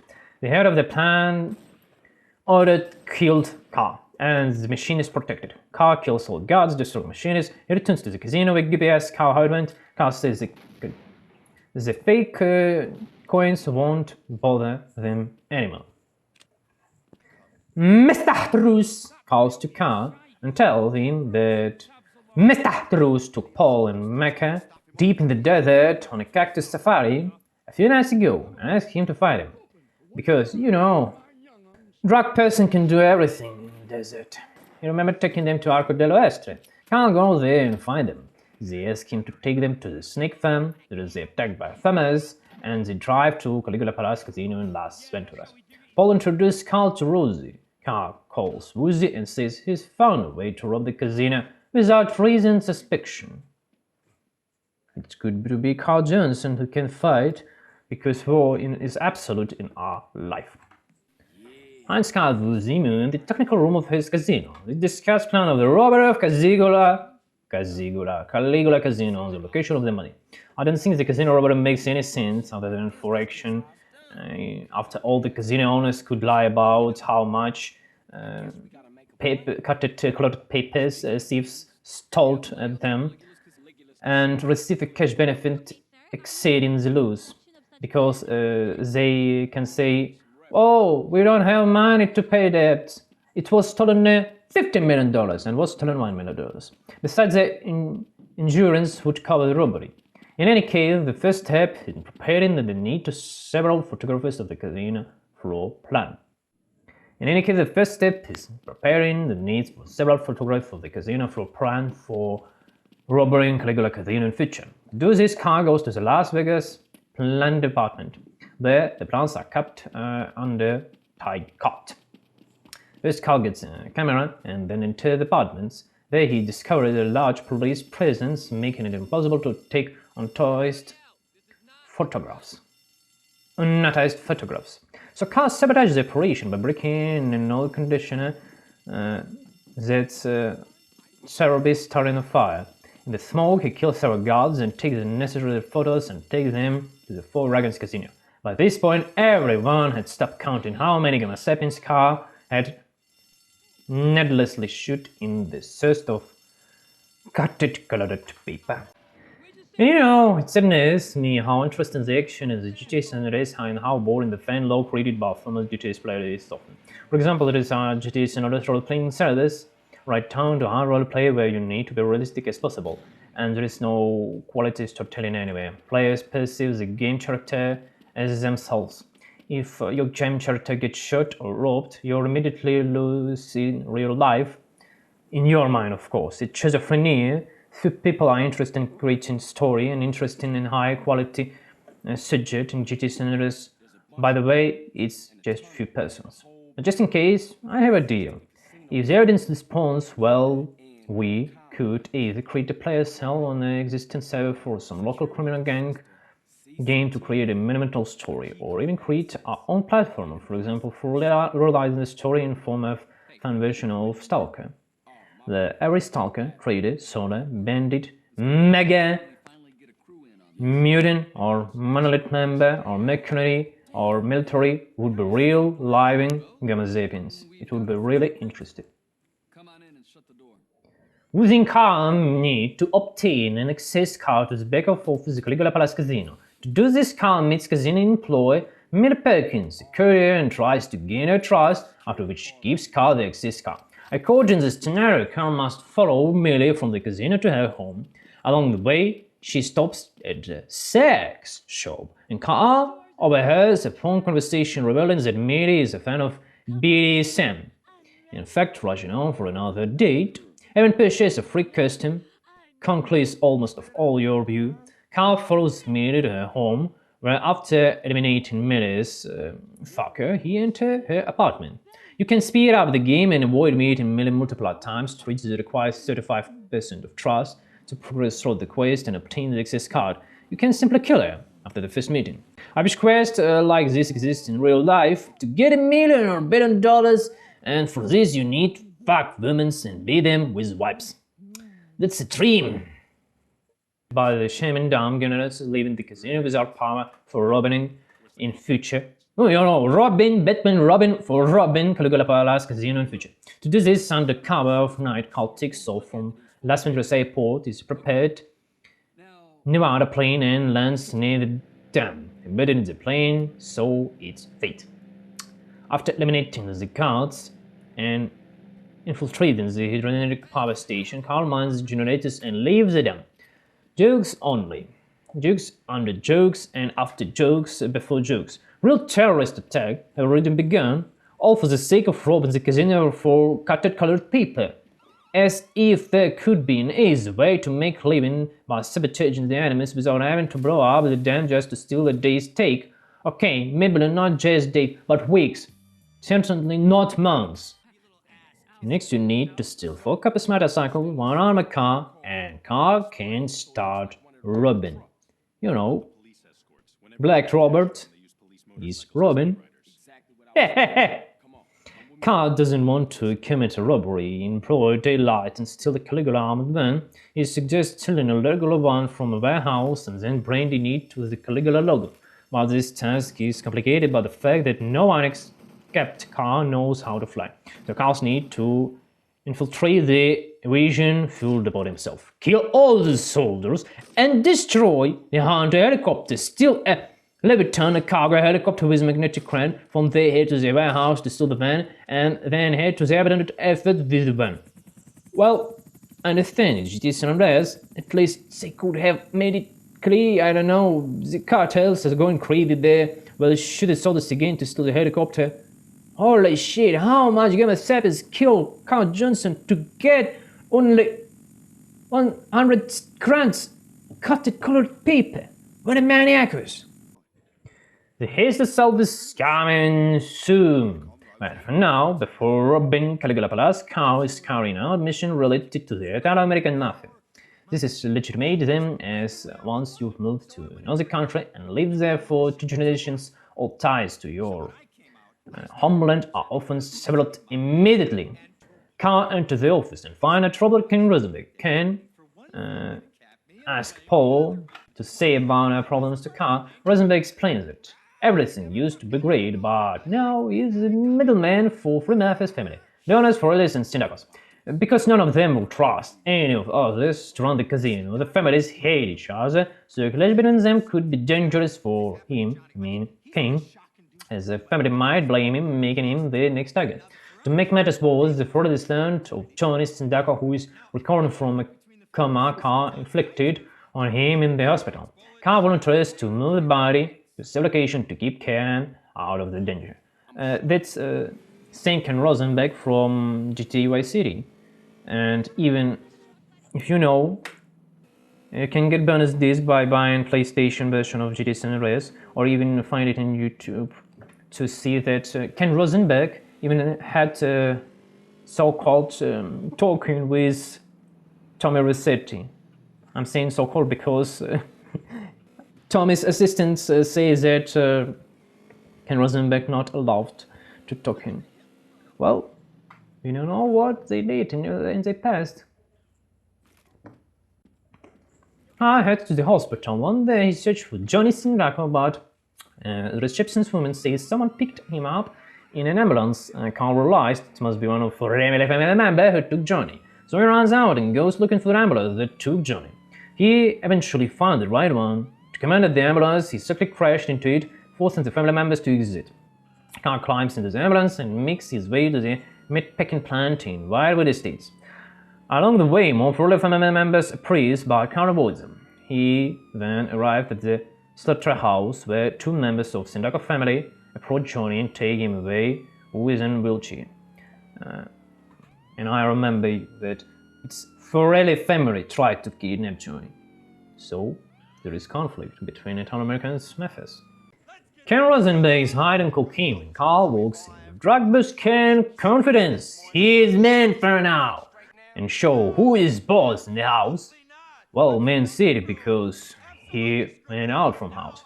Ken decided to go to the Sindaka family slaughterhouse to visit Johnny Sindaka and say hi, who is recovering after being released from the hospital. Carl Ken drives to Wildwood Estates where the slaughterhouse is located. When they arrive at the slaughterhouse, Carl tries to hide, knowing after that if John recognizes him, there will be trouble. However, Ken asks Carl to come with him, and as his confidence has been snaked, unfortunately, Johnny suffers another heart attack when the car emerges from the shadow during the meeting and then dies. The Sandaka gang members realize that Johnny suffered a heart attack due to previous encounter with Carl and begin attacking him again.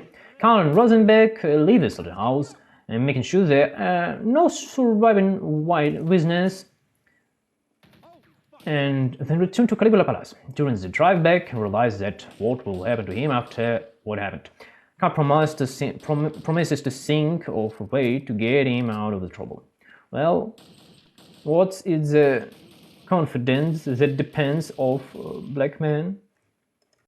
Carl and Ranfurly entered the room and Woozy asked him to sign the papers. After that, Carl and Ranfurly become so honest. As I understand, the planned mission was supposed to involve picking Ranfurly from the airport and shooting back at Italos along the way, but it was cut.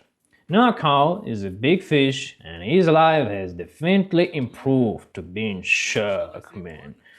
He has three businesses in San Fierro. The RC shop that bring 5 grand a day, one cars that bring 8 grand a day, and garage in Doherty that brings 2 grand a day.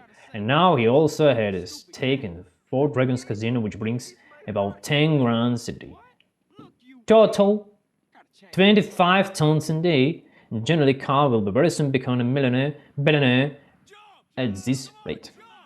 And at Mad Dog, things didn't go well as Carl Johnson had. Carl is strolling through Las Vegas and sees Mad Dog trying to make suicide on the roof of the Royal Casino. Several people watching tell Carl that Mad Dog is a rapper who had fallen out of fever. Carl tries to talk him out of jumping, but Mad Dog ignores him and jumps.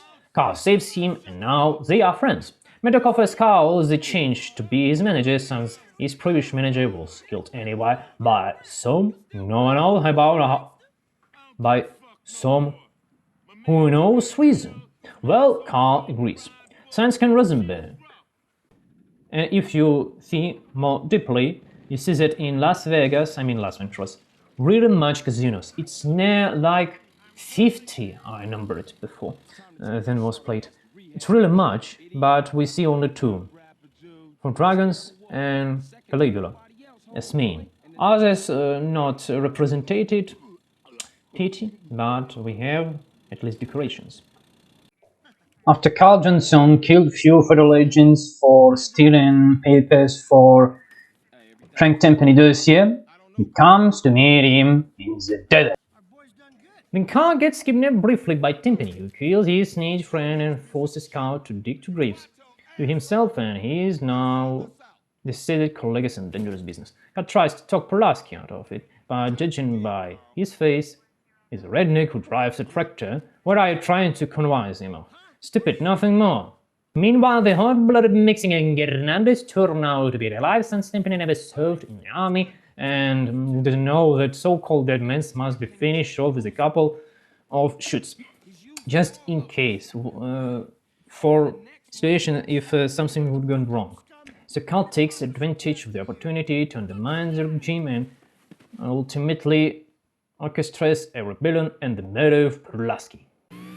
Who would force anyone such a stupid shit like a dead grave for the person you planned to kill?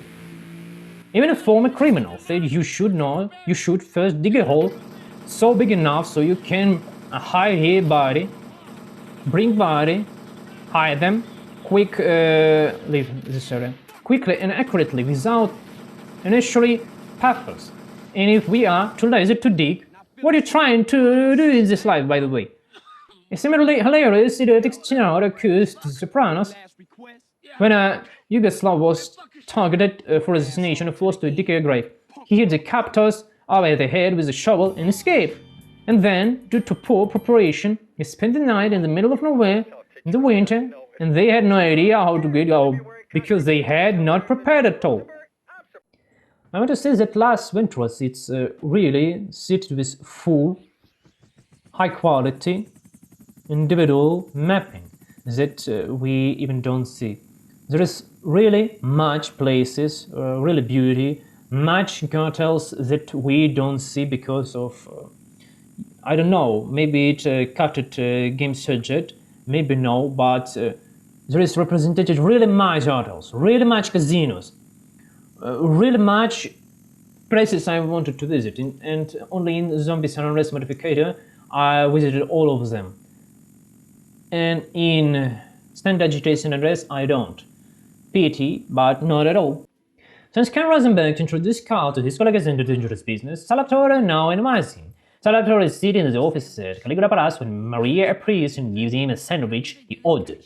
After some time, Carl Johnson appears and tells Salvatore that he works with his son Giuliano in Liberty City, and then he can do whatever Salvatore wants from him to make more colored paper for his Negro's business.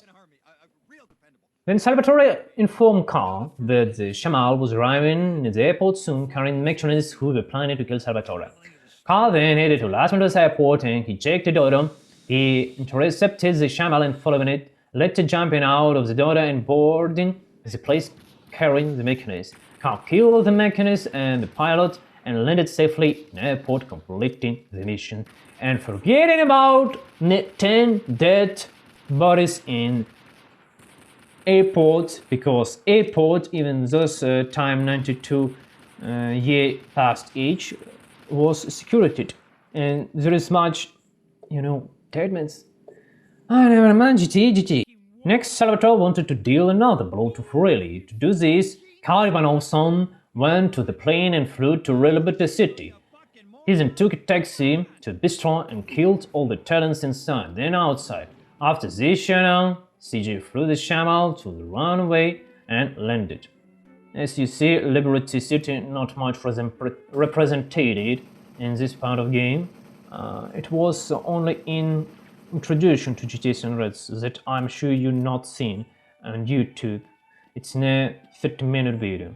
In this introduction, we just saw that Carl Johnson, how he making money by robbing white men, of course, because he's black, some kind of racism in Rockstar, and live like this. Because it's all represented Liberty City in GTA San Andreas. Next comes to the Caligula heist.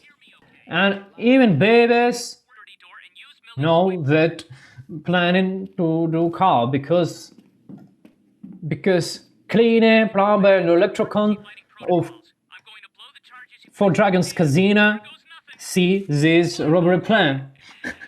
What kind of annoying joke is it? The finalized heist plan looks like this. Carl disguised himself as a croupier and infiltrates the casino back office using many cards, neutralizes the safeguard and opens the warehouse gates for the main heist group led by Uzi. The gang blows up the safe door, takes the cash and escaped in armored, very armored car, accompanied by a fake police and motorcycle convoy. Carl remains as bait, escapes the casino on his own, drops the tail, and then reunites with the robbers at Zerberdan's Meadows airfield. Zero is in charge for the technical equipment.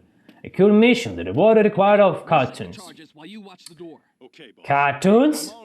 What the hell wrong with Google Translate?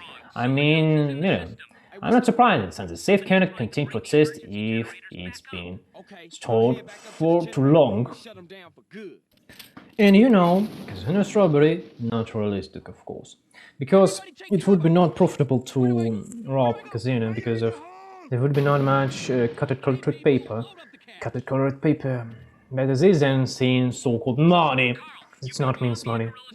It would be not profitable because of our today's economic in all countries exist by speed rules. You need bring everything fast as you can, sell fast as you can, and not in its bad. Then you have your own goods and warehouse so long because it took money, less abilities to grow your business. Less abilities to grow your business, you cannot survive the crisis that would bring you politics. After robbery Casino La Palace in total, Carl Johnson anyway have his percent from Caligula Palace because of Ken Rosenberg, and Ken Rosenberg is being sent to rehab because he is more troubled than his boss. And now he can safely leave Las Venturas. Karl Ivanovich has 3 other businesses there: the airport where he trained to fly, and a stake into casino. And it's turned to think about billion trillionaire life for Carl Johnson because Mike Trainer asked Sea Dojo to blow up 4 spy ships using a fighter jet stolen from the US Navy, and also to bring it to the airport. Fortunately, he will hide it somewhere or send it somewhere else. No commentaries on this mission, guys. You know how it relates to real life. Flying a fighter jet is not a crop duster. It requires skills that have been honed for years. King Carl and Lucimer at the Four Dragons Casino decided to move into Mad Dog Mansion after accusing him. However, Mad Dog revealed that the Los Santos Vegas controlled his mansion because he gave it away for drugs. The Triads and Carl flew to the mansion in the Andromeda plane and parachuted onto it. After parachuting onto Mad Dog Mansion, Carl must kill everyone on the roof and descend chasing Big Papa, local boss. If Big Papa wasn't killed inside the mansion, he will board the things outside and the player will be crushed until Big Papa's death. Mad Dog's mansion is now available for CJ to live in. Fortunately, the Megas privatized Magdon mansion in a brazenly criminal manner and the Rota police ignored them. Otherwise, I don't know what kind of Wild West I seen the takeover houses. Kajun soon meeting with Mike Torino. Mike Torino asks CJ to complete one last test, but CJ gets annoyed and threatened to kill him. However, Carl received a call from Sweet, learning that he's been released from prison, and Carl asks Mike what the last task is, and Torino says it's nothing less than pick up his brother. The job is done. Yes, Sudoji surfaced a bit for no apparent reason, but everyone's happy. And most important, no one kills Sudoji just in case. Fortunately, because he's a very successful warrior. For your information, I don't know for a single case of truly high-quality warriors being eliminated just in case, even in history as well, let alone in the history of some organized crime groups. That's the injustice of life. If you are a really good fighter, a really good warrior, no one will shoot you just in case. But if you're some kind of mediocre performer, they will definitely do it. Then Sweet and Carl, seen as Wall Street, has gone into this line started selling drugs, and they return to the streets by killing the villains in the arena. After seeing an interview with OG Log, to say OG Holt on television and hearing that he shamelessly passes of stolen songs as his own, Carl and Mad Dog decided to teach the plagiarist a lesson. Arriving in the TV studios, they catch OG Log by surprise. The brazy rapper tries to escape Carl and Mad Dog on the boutiques. Then, on the map, my friends catch him up. Coach OG Log tries to deny plagiarism and even tries to buy his way out of justice. Well, for some, no one knows how it exists this reason. OG Log have note with songs of Mad Dog. Who know where he can get it? Who know? One of the studio producers, Jimmy Solomon, witnesses the shutdown and immediately offers Mad Dog a contract, simultaneously making it clear that OG Log's rap career is gloriously over. The situation ends without bloodshed. Incidentally, Carl kills the manager for no apparent reason, as we see now. But since he's like a good warrior, we doesn't bear responsibility from Homo sapiens. That's how life exists. Sweet is planning to take head of crack from one of Beat-Up's drug-addicted prostitute, but Sidoji stops him. Carl and Sweet decided to deal with Dee-Badoo-Dub. They go to his apartment but discover he's moved to Glen Park, where the two immediately head. Return home after long and forced absence, Carl and Sweet decided to deal with B-Dub-Dub, who is actively distributing and sells drugs. Distributing drugs, which has led to the decline of Wall Street gangs. After first visiting B-Dub-Dub house in Genton and learning from a junkie that B-Dub-Dub now lives in a mansion in the Glen Park area, there is distant of killer tree battles. The brothers aid them. Having secured an entire neighborhood, Carl and Sweet eliminated B-Dub-Dub's security and breaks into his apartments. B-Dub-Dub admits to walking for Big Smoke but doesn't know where he is, but Sweet still threatens to kill B-Dub-Dub. B-Dub calls B and orders him to kill Carl and Sweet, but Big knocks B-Dub-Dub out cold and heated in his face, tired of the drugs and unwilling to clear the house. They ask Carl to take him back to Wall Street, promoting to get straight, and Sweet takes him to the hospital for drug rehab. By the way, you need no drug rehab because to remove medication it's need 3 hours. So I don't know why this drug rehab exists only for really hard case maybe, but not as usual junkie. Sweet is thrilled to see Carl and wants to let the others against know the Grove Street families are back. Carl is unsure and wants to focus of other his business. Sweet asks the gang members to leave the Skull's car for giving up halfway and forgetting his priorities. Carl tries to convince Sweet that the vault isn't just Grove Street, but Sweet disagrees since that's exactly what Big Smoke said before his betrayal.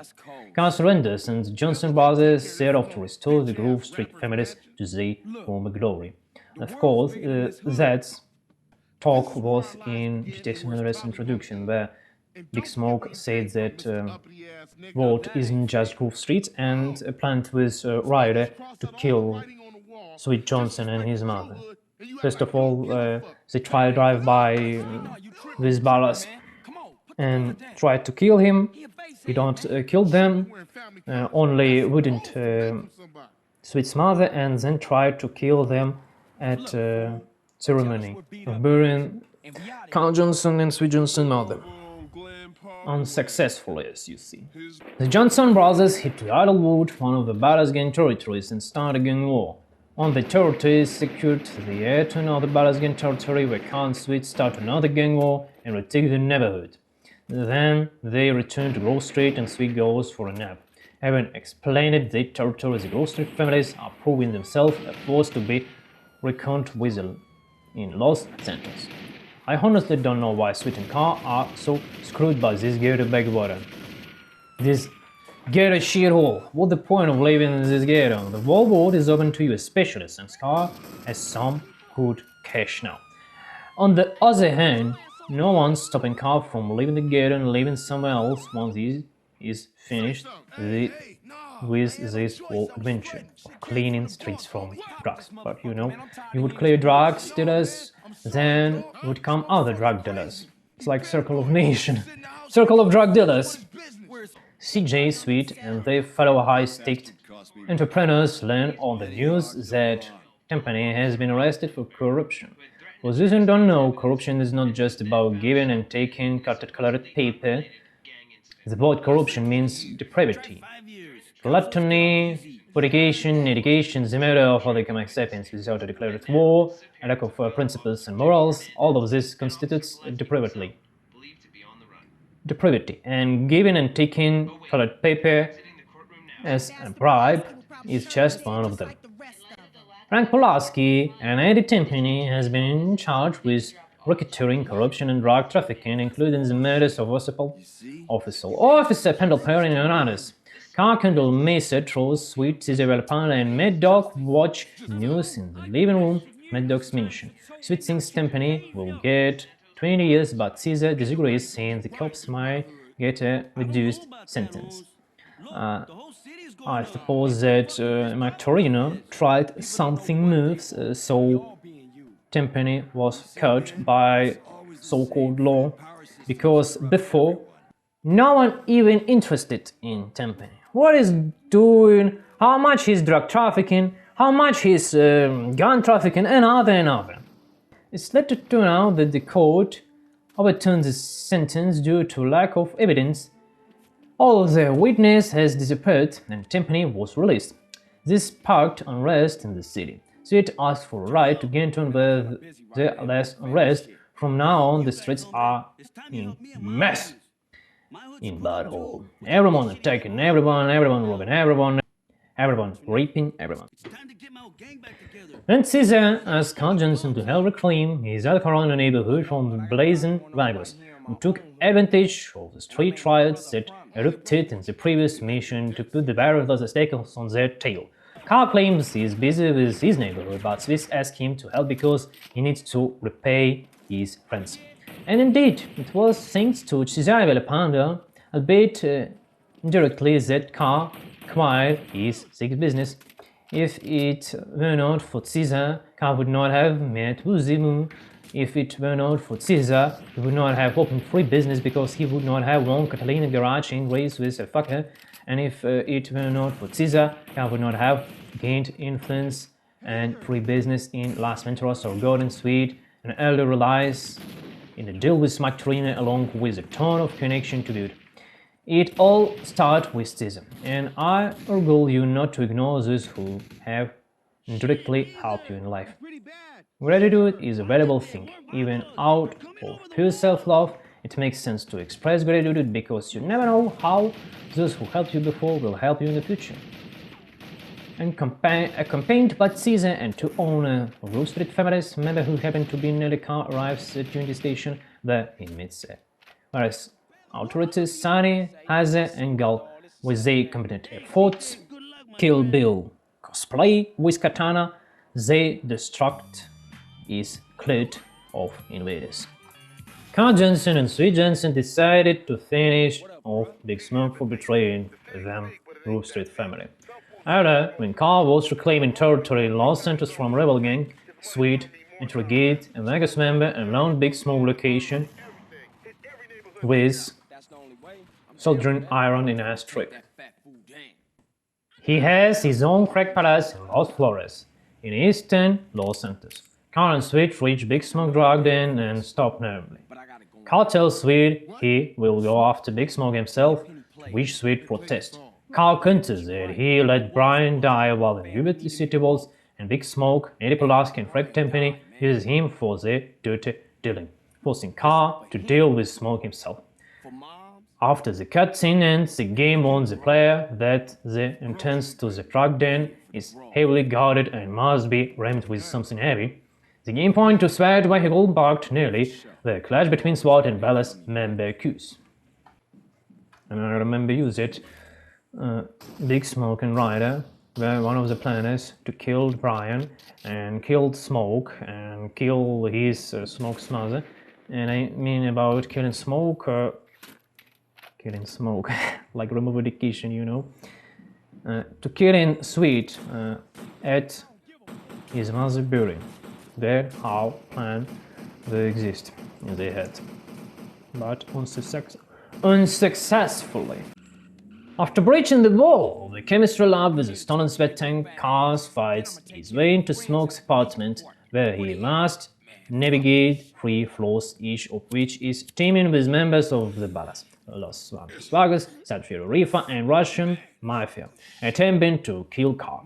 Upon reaching the 4th floors, the cutscene begins, immediately followed by a battle with Smoke. In the cutscene, Big Smoke sits on the couch playing a video game while Carl approaches him from behind, aiming the desert at him, and calls out to him for attention. Big Smoke's claim he exists to see Carl in the apartment and takes him hit from his bunk. CJ threatens to deal with him personally and his friends in police. Smoke Riddler replied that he doesn't care about police, he fuck about gang members, fuck of rest of the world, demonstration his indifference or to his surrendering. Smoke also confesses to CJ that money, drugs and power have taken over him. Carl wonders that happened to Big Smoke, who pulls a combat showdown from the thief and the 2 points the weapons at each other, because Big Smoke puts up a fist fight. Carl is forced to kill him, a decision he regrets slightly. Murder is witnessed by none of the asses at Officer Timpany, who, having grabbed Big Smoke's suitcase filled with money, unsuccessfully attempt to kill Carl and escape after setting the lab on fire. Timpany, in a cutscene, appears indifferent to Big Smoke's death, likely considering him a pawn. After escaping the burning building, Carl is forced to purchase Timpany for a long time as he attempts to escape in an early fire trap. However, the officer loses control and his car crashes through a bridge barrier in the Ganton neighborhood, crashing right on the Carl and Sweet's streets. Frank Timpany dies minutes later after the crash, right before the eyes of Carl, Sweet, Caesar, Kendall, and the seemingly out of nowhere Mr. Truth. Then reunite Johnson's family, then go into the house and together with Caesar discuss the gang's next step. A few minutes later, Mad Dog, Mickey, Ken Paul and Ken Rosenbeck enter the Johnson house. Mad Dog shows his friend his first gold disc and to Cheese announces he's upcoming too, while Mickey reveals his plans to get breast implants. Finally, Carl decided to go outside and see what's going on in the street. Let's assume Carl Johnson didn't even touch banknotes. Why would he? They are material evidence. Let the investigation determine it was an accident during a wild adrenaline-fueled drive. Ultimately, this part of Karl Ivanovich's story ends here. I know, there is call by psychopath Catalina. She calls to Karl and fucking with his cuckold Claude, which she would betray in future. And we already know that she would betray him in GTA San, not San Andreas, but some kind of GTAs where Claude was main character. And that, it's end. And yes, it's end. Well, I want to say I absolutely love this game. What I do know about this game, I repeat it, is that they invited actual gangsters of streets to vote the characters, and they made their own adjustment to how realistic or unrealistic things were in scenario. The only thing is, of course, they didn't consult with criminals. If when creating the game, they'd consulted with some Larry Lawton or someone like him about how to more realistic organize all these robberies and so on, it would have been cool. Because already in GTA 5 it's clear that they did consult. They consulted either with the security services or with criminals, or they did more short preparations themselves. Because it doesn't have the unrestrained high-flying action that GTA San Andreas has, where you are wiping out everyone from a fighter jet, as far as I remember at least. I don't remember any mission where you have to shoot, kill and destroy everyone from a fighter jet. I don't remember such mission in GTA San Andreas. Maybe there was one, but I don't remember. I remember GTA 5 as a game with constant haste, but you have to prepare for them carefully, and you can rob them by stealth. That is, you can choose richly the careful parent Parisian haste. Oh well. I like GTA San Andreas idea. It was kind of moral that says don't fuck with crazy people, otherwise it will end badly. Don't betray your friends and loved ones for the sake of colored cutted paper, because you never know how your fate will turn out. For example, Big Smoke and Ryder, if they had not been up to no good, Caesar would have made Carl anyway, Caesar would have put Carl in front of Wuzimu, they would have talked, Wuzi would have called Carl and said, come on, we have business for you, and shot Karl Ivanovich, they could have advanced to the next level of money making. And all this situation with betraying would not happen. Carl could have talked with Mike Torino and just walked with him for the thought, interacted with him and not for the liberation of Carl Johnson. Or on the contrary, the situation would have happened when Sweet Johnson would have been thrown in jail, and it would have taken a lot of effort to get Sweet Ivanovich out. But in any case, Ryan and Big Smoke, if they hadn't been such lovers of silver, so overly fond of it to the point of perversion and corruption, they think the fate would have turned out much better. I still periodically notice, I come across some character on YouTube who have temporarily received some piece of shredded cutted colored paper, but this well doesn't really belong to them, because at any moment the dictates of the state can come and pinch the slave's owner, take it away. Pupils, and they brag. Money. I didn't understand them, of course. Why brag? So you got the dog? Well, enjoy it. Enjoy your wealth. Why shout about it, tell everyone you get it? Or is your joy in showing off to someone? That's stupid. Insecurities ruin Big Smoke. Insecurities ruins Ryder. Insecurities ruin even that same company. He could have died with his job and he died on his job and can't spend all money on his needs. Of course not.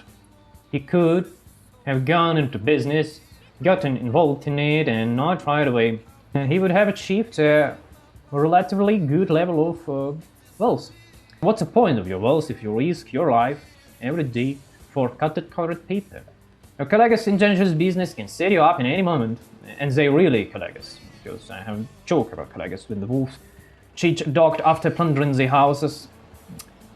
The dog says, don't eat me, I can be useful for you. The wolf asks, how so? I can help you with catching sheep into the forest, because I'm a dog, I'm inconspicuous, and you wolves, you conspicuous. and we will eat together ships. They agreed and hunt like this in 3 years. They wintered together, but they would hungry in this winter. So the wolves ate the dog. Then they buried bones and thought what they should write an inscription. It was buried by whom? You can write that you friends because you eat them, and you can write that you enemies because you were hunted for 3 years and 3 winters.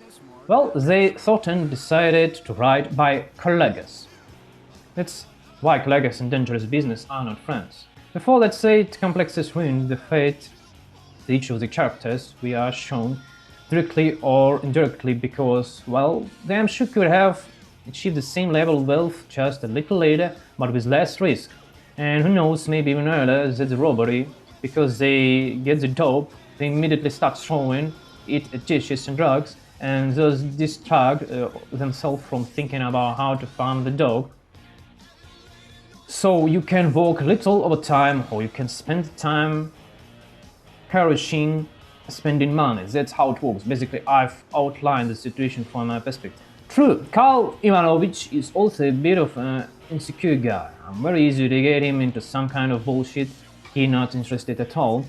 On the other hand, things have been put into some kind of bullshit. He became the manager of Mad Dog and ended up this situation where he became really super rich. But what is what it is? That's what it is. We can make past decisions in our life. Once again, the future is just a phantom which we either pray to or masturbate to or simply wait for. We live right here and right now. So what I want to say, if you are unhappy right here and right now, then later, when you will have more or less cutted colored paper, you won't be more happy.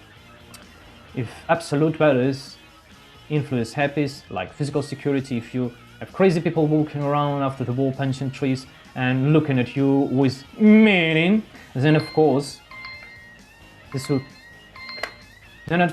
will cause problems and you'll be more concerned about your fate. But to experience happiness, you don't need any conditions. You can experience happiness for every fact of your existence without having any proof of anything to anyone, especially not in real life, but in your own head, to your own hallucinations. So if you notice any complex, you can contact me. I usually spend 3 hours cleaning out any that prevents the gamma sapiens from being happy simply for the fact that they exist.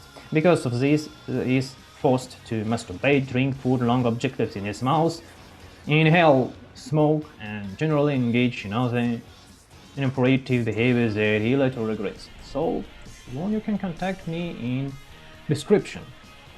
By the way, I want to introduce not only my consultation consultation program, and I want to introduce you my plans on this channel. I want to open online hard roleplay server in Stalker, Medieval, and Fallout concept. So it's place when every Homo sapiens, every adventurer, trader, god, and high-level mutant would be real Homo sapiens. And I already have a scenario for all these projects. For example, for Stalker, I already have near 100 page scenario for it. It's only part of it, not at all. I can make more details in my free time for 300-400 pages more. So it would be really great serial when players can change subject in real life of the server. But for this I need your support. Not only cutted colored paper, because as I calculated, I need near 50 brands, 50 tons, 50,000, as you wish, 50,000 subscribers. So it would be stable online like 200 souls. So we can normal playing here. So I can make scenario. So I can realize my scenario to zero, like it was with Flinkhard Longworld story or my first series about Stalker roleplay. I think it would be a ritual adventure for all of us, but I need support for it. And it would be on the English language server or Russian language server. Depends of auditory, of course. If I would take more support from English auditory, like cutted colored paper, I mean dollars of US, or subscription more than from my Russian channel, I would make this service at English channel, of course. For English channel auditory, of course. If it would be more support from my Russian channel, it would be Russian service. But you, by the way, would see serial, but you can't. Can't be here on this serial because of language barrier. You can't communicate with Russian by knowing on an English and another way too. Only I can because I know. By the way, Babalat, I'm not not American and not Russian at all. I'm more German, and I don't know German. Never mind. So that's why I represented my plan. I already have all this concept. I need finance, I think, just few thousand grants because it need not much money. Pardon me, money means minutes, silver minutes. Not much US dollars, cutted colored paper for opening this scenario. We need not high-level development design like with Skyrim mods or other. And for medieval roleplay, we even can play at Skyrim. No, Skyrim. Bannerlord engine. For example, I already know that in Bannerlord we have, not we, but someone already did Bannerlord online. So it could be real life fighting in Bannerlord. So we can make medieval games concept like this. And or at SAMP engine we can do it, San Andreas multiplayer. Or we can do it another way. For example, Fallout and Skyrim. Of course, Fallout roleplay can be at Fallout engine. Yes, we can do this, I suppose. And Stalker roleplay, I think, would be at San Andreas engine, because... or maybe a GTA 5 engine. I know that someone already did Survey by Stalker at GTA 5 engine. I mean, loaded maps, everything were good, but not at all, because there were not much support this scenario of gaming, of course. So I represented you my plans. If you have any things about it, you can write it in commentaries or write me in my Telegram channel, but it would be more at Russian language. I'm trying to make more posts so you can translate it by English with Telegram, how it's better to say, with Telegram translator, located in Telegram, I suppose. By the way, you can send me information, some kind of you think would be valuable for me in my game dev, in my private messages, or you can support by donation, or you can support by idea. All kind of support are welcomed with thankful. Well, fuck women's, eat meats, and make real money. Server, not cutted colored paper, and be happy. It's free. You need not to pay someone and do something for this. Just eat and sit in a home. It's enough. Walk in the street, walk in the forest. It's enough to be happy. Be happy.